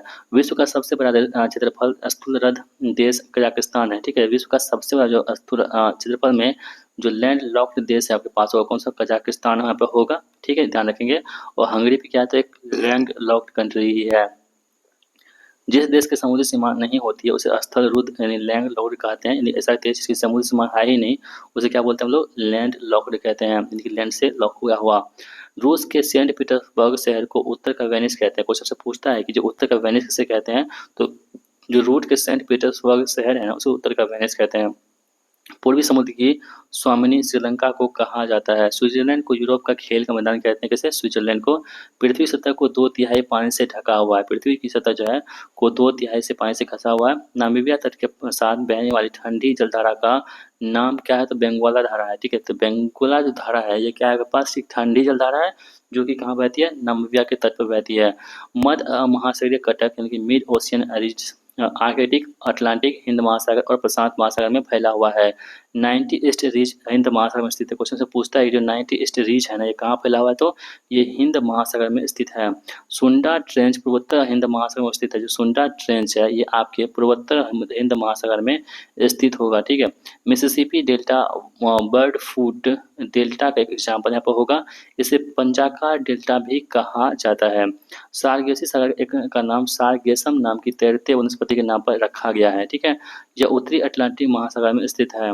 गल्फ स्ट्रीम उत्तरी अटलांटिक महासागर का एक गर्म जलधारा यहाँ पे होगा, ठीक है। गल्फ स्ट्रीम बेंगोला जलधारा दक्षिण अफ्रीका के पश्चिमी तट पर प्रवाहित होने वाली ठंडी जलधारा होगा। कौन सा? बेंगोला। तो बेंगोला दोस्तों क्या है? ठंडी जलधारा है। अल नीनो और दक्षिण दोलन भारतीय उपमहाद्वीप में मानसून वर्षा से संबंधित यहाँ पर होगा।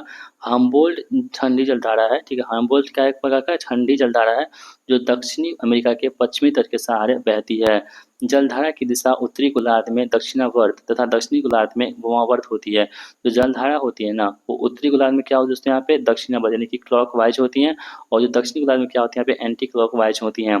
सागरीय लवणता का मुख्य स्रोत क्या पे होगा? वो सब भूमि। अरब सागर की पानी का औसतन खारापन कितना होता है? 35 ग्राम प्रति हजार पीपीटी होता है, ठीक है। जो 35 अरब सागर की जो पानी का औसतन खारापन होता है कितना होता है? 35,000 प्रति पीपीटी होता है। महासागर की औसत लवणता 35 ग्राम देखिए पीपीटी होती है। जो महासागर होती है दोस्तों यहाँ पे इसकी जो लवणता होती है एवरेज वो कितनी होती है? 35 ग्राम प्रति हजार यानी पीपीटी होती है। इस बात को आप लोग ध्यान में रखोगे। तुर्की की वान झील में लवणता 330 ग्राम प्रति हजार पीपीटी है, जो विश्व में सबसे अधिक है। तो कौन सा पूछता है कि सबसे अधिक जो लवणता वाला झील कौन सा है? वह कौन सा? वान झील। कहाँ पड़ता है वान झील? यहाँ पे तुर्की में पड़ता है। जो 330 ग्राम प्रति हजार है जो विश्व का सबसे अधिक है। इसके बाद मृत सागर का लवणता 238 ग्राम प्रति हजार यानी कि पीपीटी यहाँ पे होगा। चंद्रमा की ज्वारोत्पादक शक्ति सूर्य की तुलना में लगभग 2.17 गुना अधिक होती है। महासागर में ऊंची जल तरंगें इसी कारण से होती हैं। महासागर में ऊंची जल तरंगें इसी कारण से होती हैं। दक्षिण अमेरिका की सबसे लंबी नदी अमेजन है जो कि 6400 किलोमीटर होगा। तो दक्षिण अमेरिका की सबसे लंबी यहाँ पे नदी हो जाएगी। मर्रे और डार्लिंग ऑस्ट्रेलिया महाद्वीप की सबसे प्रमुख नदियाँ होगी मर्रे और डार्लिंग, ठीक है। एक नदी विशिष्ट स्थिति में अपना जल बहा के लाती है, जिसे क्या बोलते हैं? जल ग्रहण क्षेत्र कहते हैं। सीन नदी के किनारे उसका पेरिस शहर से जो कि फ्रांस की राजधानी है। टेम्स नदी के तट पर कौन सा? लंदन शहर स्थित है, ठीक है, जो कि इंग्लैंड की राजधानी है। वाशिंगटन डीसी पोटोमैक नदी पर स्थित है, ठीक है, जो कि दोस्तों अमेरिका की राजधानी है। ग्रैंड कैनियन 5280 फीट एक गहरा है जो कि संयुक्त राज्य अमेरिका में स्थित है, ठीक है। ग्रैंड कैनियन कहाँ पे है? तो अमेरिका में स्थित है। कितना है? 5280 फीट तक गहरा है। स्लेटलाइट एवं स्टिलमाइट भूमिगत जलधारा निर्मित स्थलाकृति जिसे कास्ट टोपोग्राफी कहते हैं। ताओपो झील एक क्रेटर झील है जो न्यूजीलैंड की सबसे बड़ी झील में स्थित है, ठीक है। ताओपो झील कहाँ पे? दोस्तों यहाँ पे ताओपो झील है एक क्रेटर झील है जो कि न्यूजीलैंड की सबसे बड़ी झील है। विश्व की दूसरी सबसे बड़ी द्वीप न्यूगिनी इंडोनेशिया तथा पापुआ न्यूगिनी का क्रमशः पश्चिम और पूर्वी भाग है। कौन सा? न्यूगिनी। ग्रीनलैंड डेनमार्क का अधीन है। यह विश्व का सबसे बड़ा द्वीप है। क्वेश्चन से पूछेगा कि विश्व का सबसे बड़ा द्वीप कौन सा है? तो ग्रीनलैंड, जो किसके अधीन है? तो डेनमार्क के अधीन है, ठीक है। फिजी द्वीप प्रशांत महासागर में स्थित है। जो फिजी द्वीप है कहाँ पर स्थित है? प्रशांत महासागर में स्थित है। भौगोलिक क्षेत्रफल के दृष्टिकोण से जापान का सबसे बड़ा द्वीप कौन सा? होन्शु। कौन सा? होन्शु द्वीप जो है वो जापान का सबसे बड़ा द्वीप है। सबसे अधिक द्वीपों की संख्या विश्व में कहाँ पे है? इंडोनेशिया में सबसे अधिक द्वीप आपको देखने को मिलते हैं। नियाग्रा जलप्रपात उत्तरी अमेरिका और ओंटारियो झील तथा दूरी झील के बीच स्थित है। तो नियाग्रा जलप्रपात है ना ये उत्तरी अमेरिका में ओंटारियो झील और साथ ही दूरी झील के बीच में स्थित है। इंद्रावती नदी पर चित्रकूट जलप्रपात को भारत का नियाग्रा जलप्रपात कहते हैं जो छत्तीसगढ़ राज्य में बस्तर जिले में स्थित है। कहाँ पे? बस्तर जिले में स्थित है। हिंद महासागर और लाल सागर को बाप उल मंदेव जल संधि जोड़ती है। क्वेश्चन से पूछेगा कि जो मतलब कि हिंद महासागर को और जो लाल सागर को कौन जोड़ती है? जहाँ पे तो बाप उल मंदेव जल संधि यहाँ पे हिंद महासागर और लाल सागर को जोड़ती है। स्वेज नहर लाल सागर को भूमध्य सागर से जोड़ती है। जो स्वेज नहर होती है वो लाल सागर को भूमध्य सागर से जोड़ने का काम करता है कौन? स्वेज नहर। मलक्का जल संधि में हिंद महासागर अंडमान निकोबार से जोड़ती है। कौन सी? मलक्का जल संधि में। आगे बढ़ते हैं हम लोग यहाँ पे। विक्टोरिया झील मीठे पानी अफ्रीका महाद्वीप में विस्तृत विश्व की तीसरी बड़ी झील है। कौन से? विक्टोरिया झील। विक्टोरिया झील की सीमा तंजानिया, युगांडा, रवांडा और केन्या से लगती है। विक्टोरिया झील की सीमा। कनाडा अमेरिका की सीमा पर सुपेरियर झील विश्व की सबसे बड़ा मीठे पानी की झील है। कौन सा? सुपेरियर झील, जो कि कहाँ पे है? तो कनाडा और अमेरिका के सीमा पर स्थित है। क्षेत्रफल के हिसाब से विश्व का सबसे बड़ा झील कैस्पियन सागर है जो कि नमकीन खारे पानी की झील होगा कैस्पियन सागर। टीटीकाका झील विश्व की सबसे ऊंचा स्थान पर स्थित झील है। क्वेश्चन में पूछेगा कि विश्व का सबसे ऊंचा स्थान पर झील कौन सा है, वो है टीटीकाका झील है, जो पेरू और बोलिविया की सीमा पर स्थित है। विश्व का सबसे गहरा झील कौन सा है, बैकाल झील कहाँ पे, रूस में है। विश्व की सबसे गहरा झील यहाँ पे होगी पनामा नहर, प्रशांत महासागर वो अंध महासागर यानी कि अटलांटिक महासागर को जोड़ती है। जो पनामा नहर है ना, वो प्रशांत महासागर और अटलांटिक महासागर को जोड़ने का काम करती है। अर्डो प्रवाल द्वीप यानी कि एटोल हिंद महासागर में स्थित है। कौन सा एटोल जो है ना, जो कि यहाँ पे घोड़े जैसे होती है, नाल की तरह होती है, इसे एटोल कहते हैं और यह हिंद महासागर में स्थित है। ओजोन परत मुख्यतः 15 से 35 किलोमीटर की ऊंचाई पर समताप मंडल यानी कि स्फीयर में पाई जाती हैं, जो कि पराबैंगनी किरणों से हमें बचाती हैं।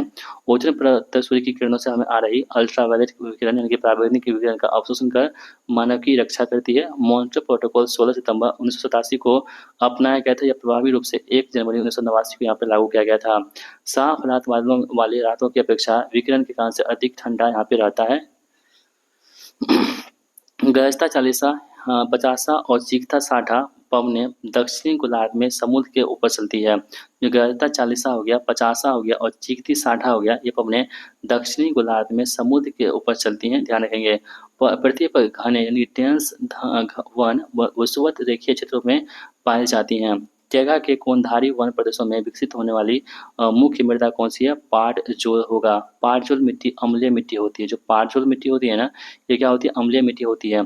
संयुक्त राज्य अमेरिका में मुलायम लकड़ी एवं लकड़ी की लुगदी का सबसे बड़ा उत्पादक एवं निर्यातक देश है, कौन सा, अमेरिका। त्रिवार्थी के अनुसार भारत को उपोष्ण कटिबंधीय मानसून जलवायु के अंतर्गत रखा गया, किसके अनुसार, त्रिवार्थी के अनुसार। केसिकी यानी कैपलरी, केसिकिया कैपलरी सबसे अधिक चिकनी मिट्टी में प्रभावशाली होती है। मृदा संरक्षण वह प्रक्रम है जिसमें से सुधार करने के विशेष उपाय किए जाते हैं। टेराकोटा एक प्रारूप विकास चूना पत्थर एवं डोलोमाइट वाले चट्टानों के अपक्षय से होती है। पिग्मी जनजाति अफ्रीका की मूल जनजाति है, यह कांगो बेसिन में निवास करती है। जो पिग्मी जनजाति है दोस्तों, ये क्या है, तो अफ्रीका की एक मूल जनजाति है पिग्मी, जो कि कांगो बेसिन में क्या करती है, यहाँ पे निवास करती है। आगे हम बढ़ते हैं। यहाँ पे एस्किमो जनजाति कनाडा एवं ग्रीनलैंड के टुंड्रा प्रदेश में निवास करती है। यह बर्फ से बने घर इग्लू में रहते हैं, एस्किमो जनजाति, ठीक है। माओरी जनजाति न्यूजीलैंड में पाई जाती है। क्वेश्चन पूछता है कि जो माओरी जनजाति है ना, ये कहाँ पाई जाती है, तो न्यूजीलैंड में आपको माओरी जनजाति देखने को मिलती है। बुद्धू जनजाति सऊदी अरब में निवास करती है। जो बुद्धू जनजाति है वो कहाँ निवास करती है, सऊदी अरेबिया में।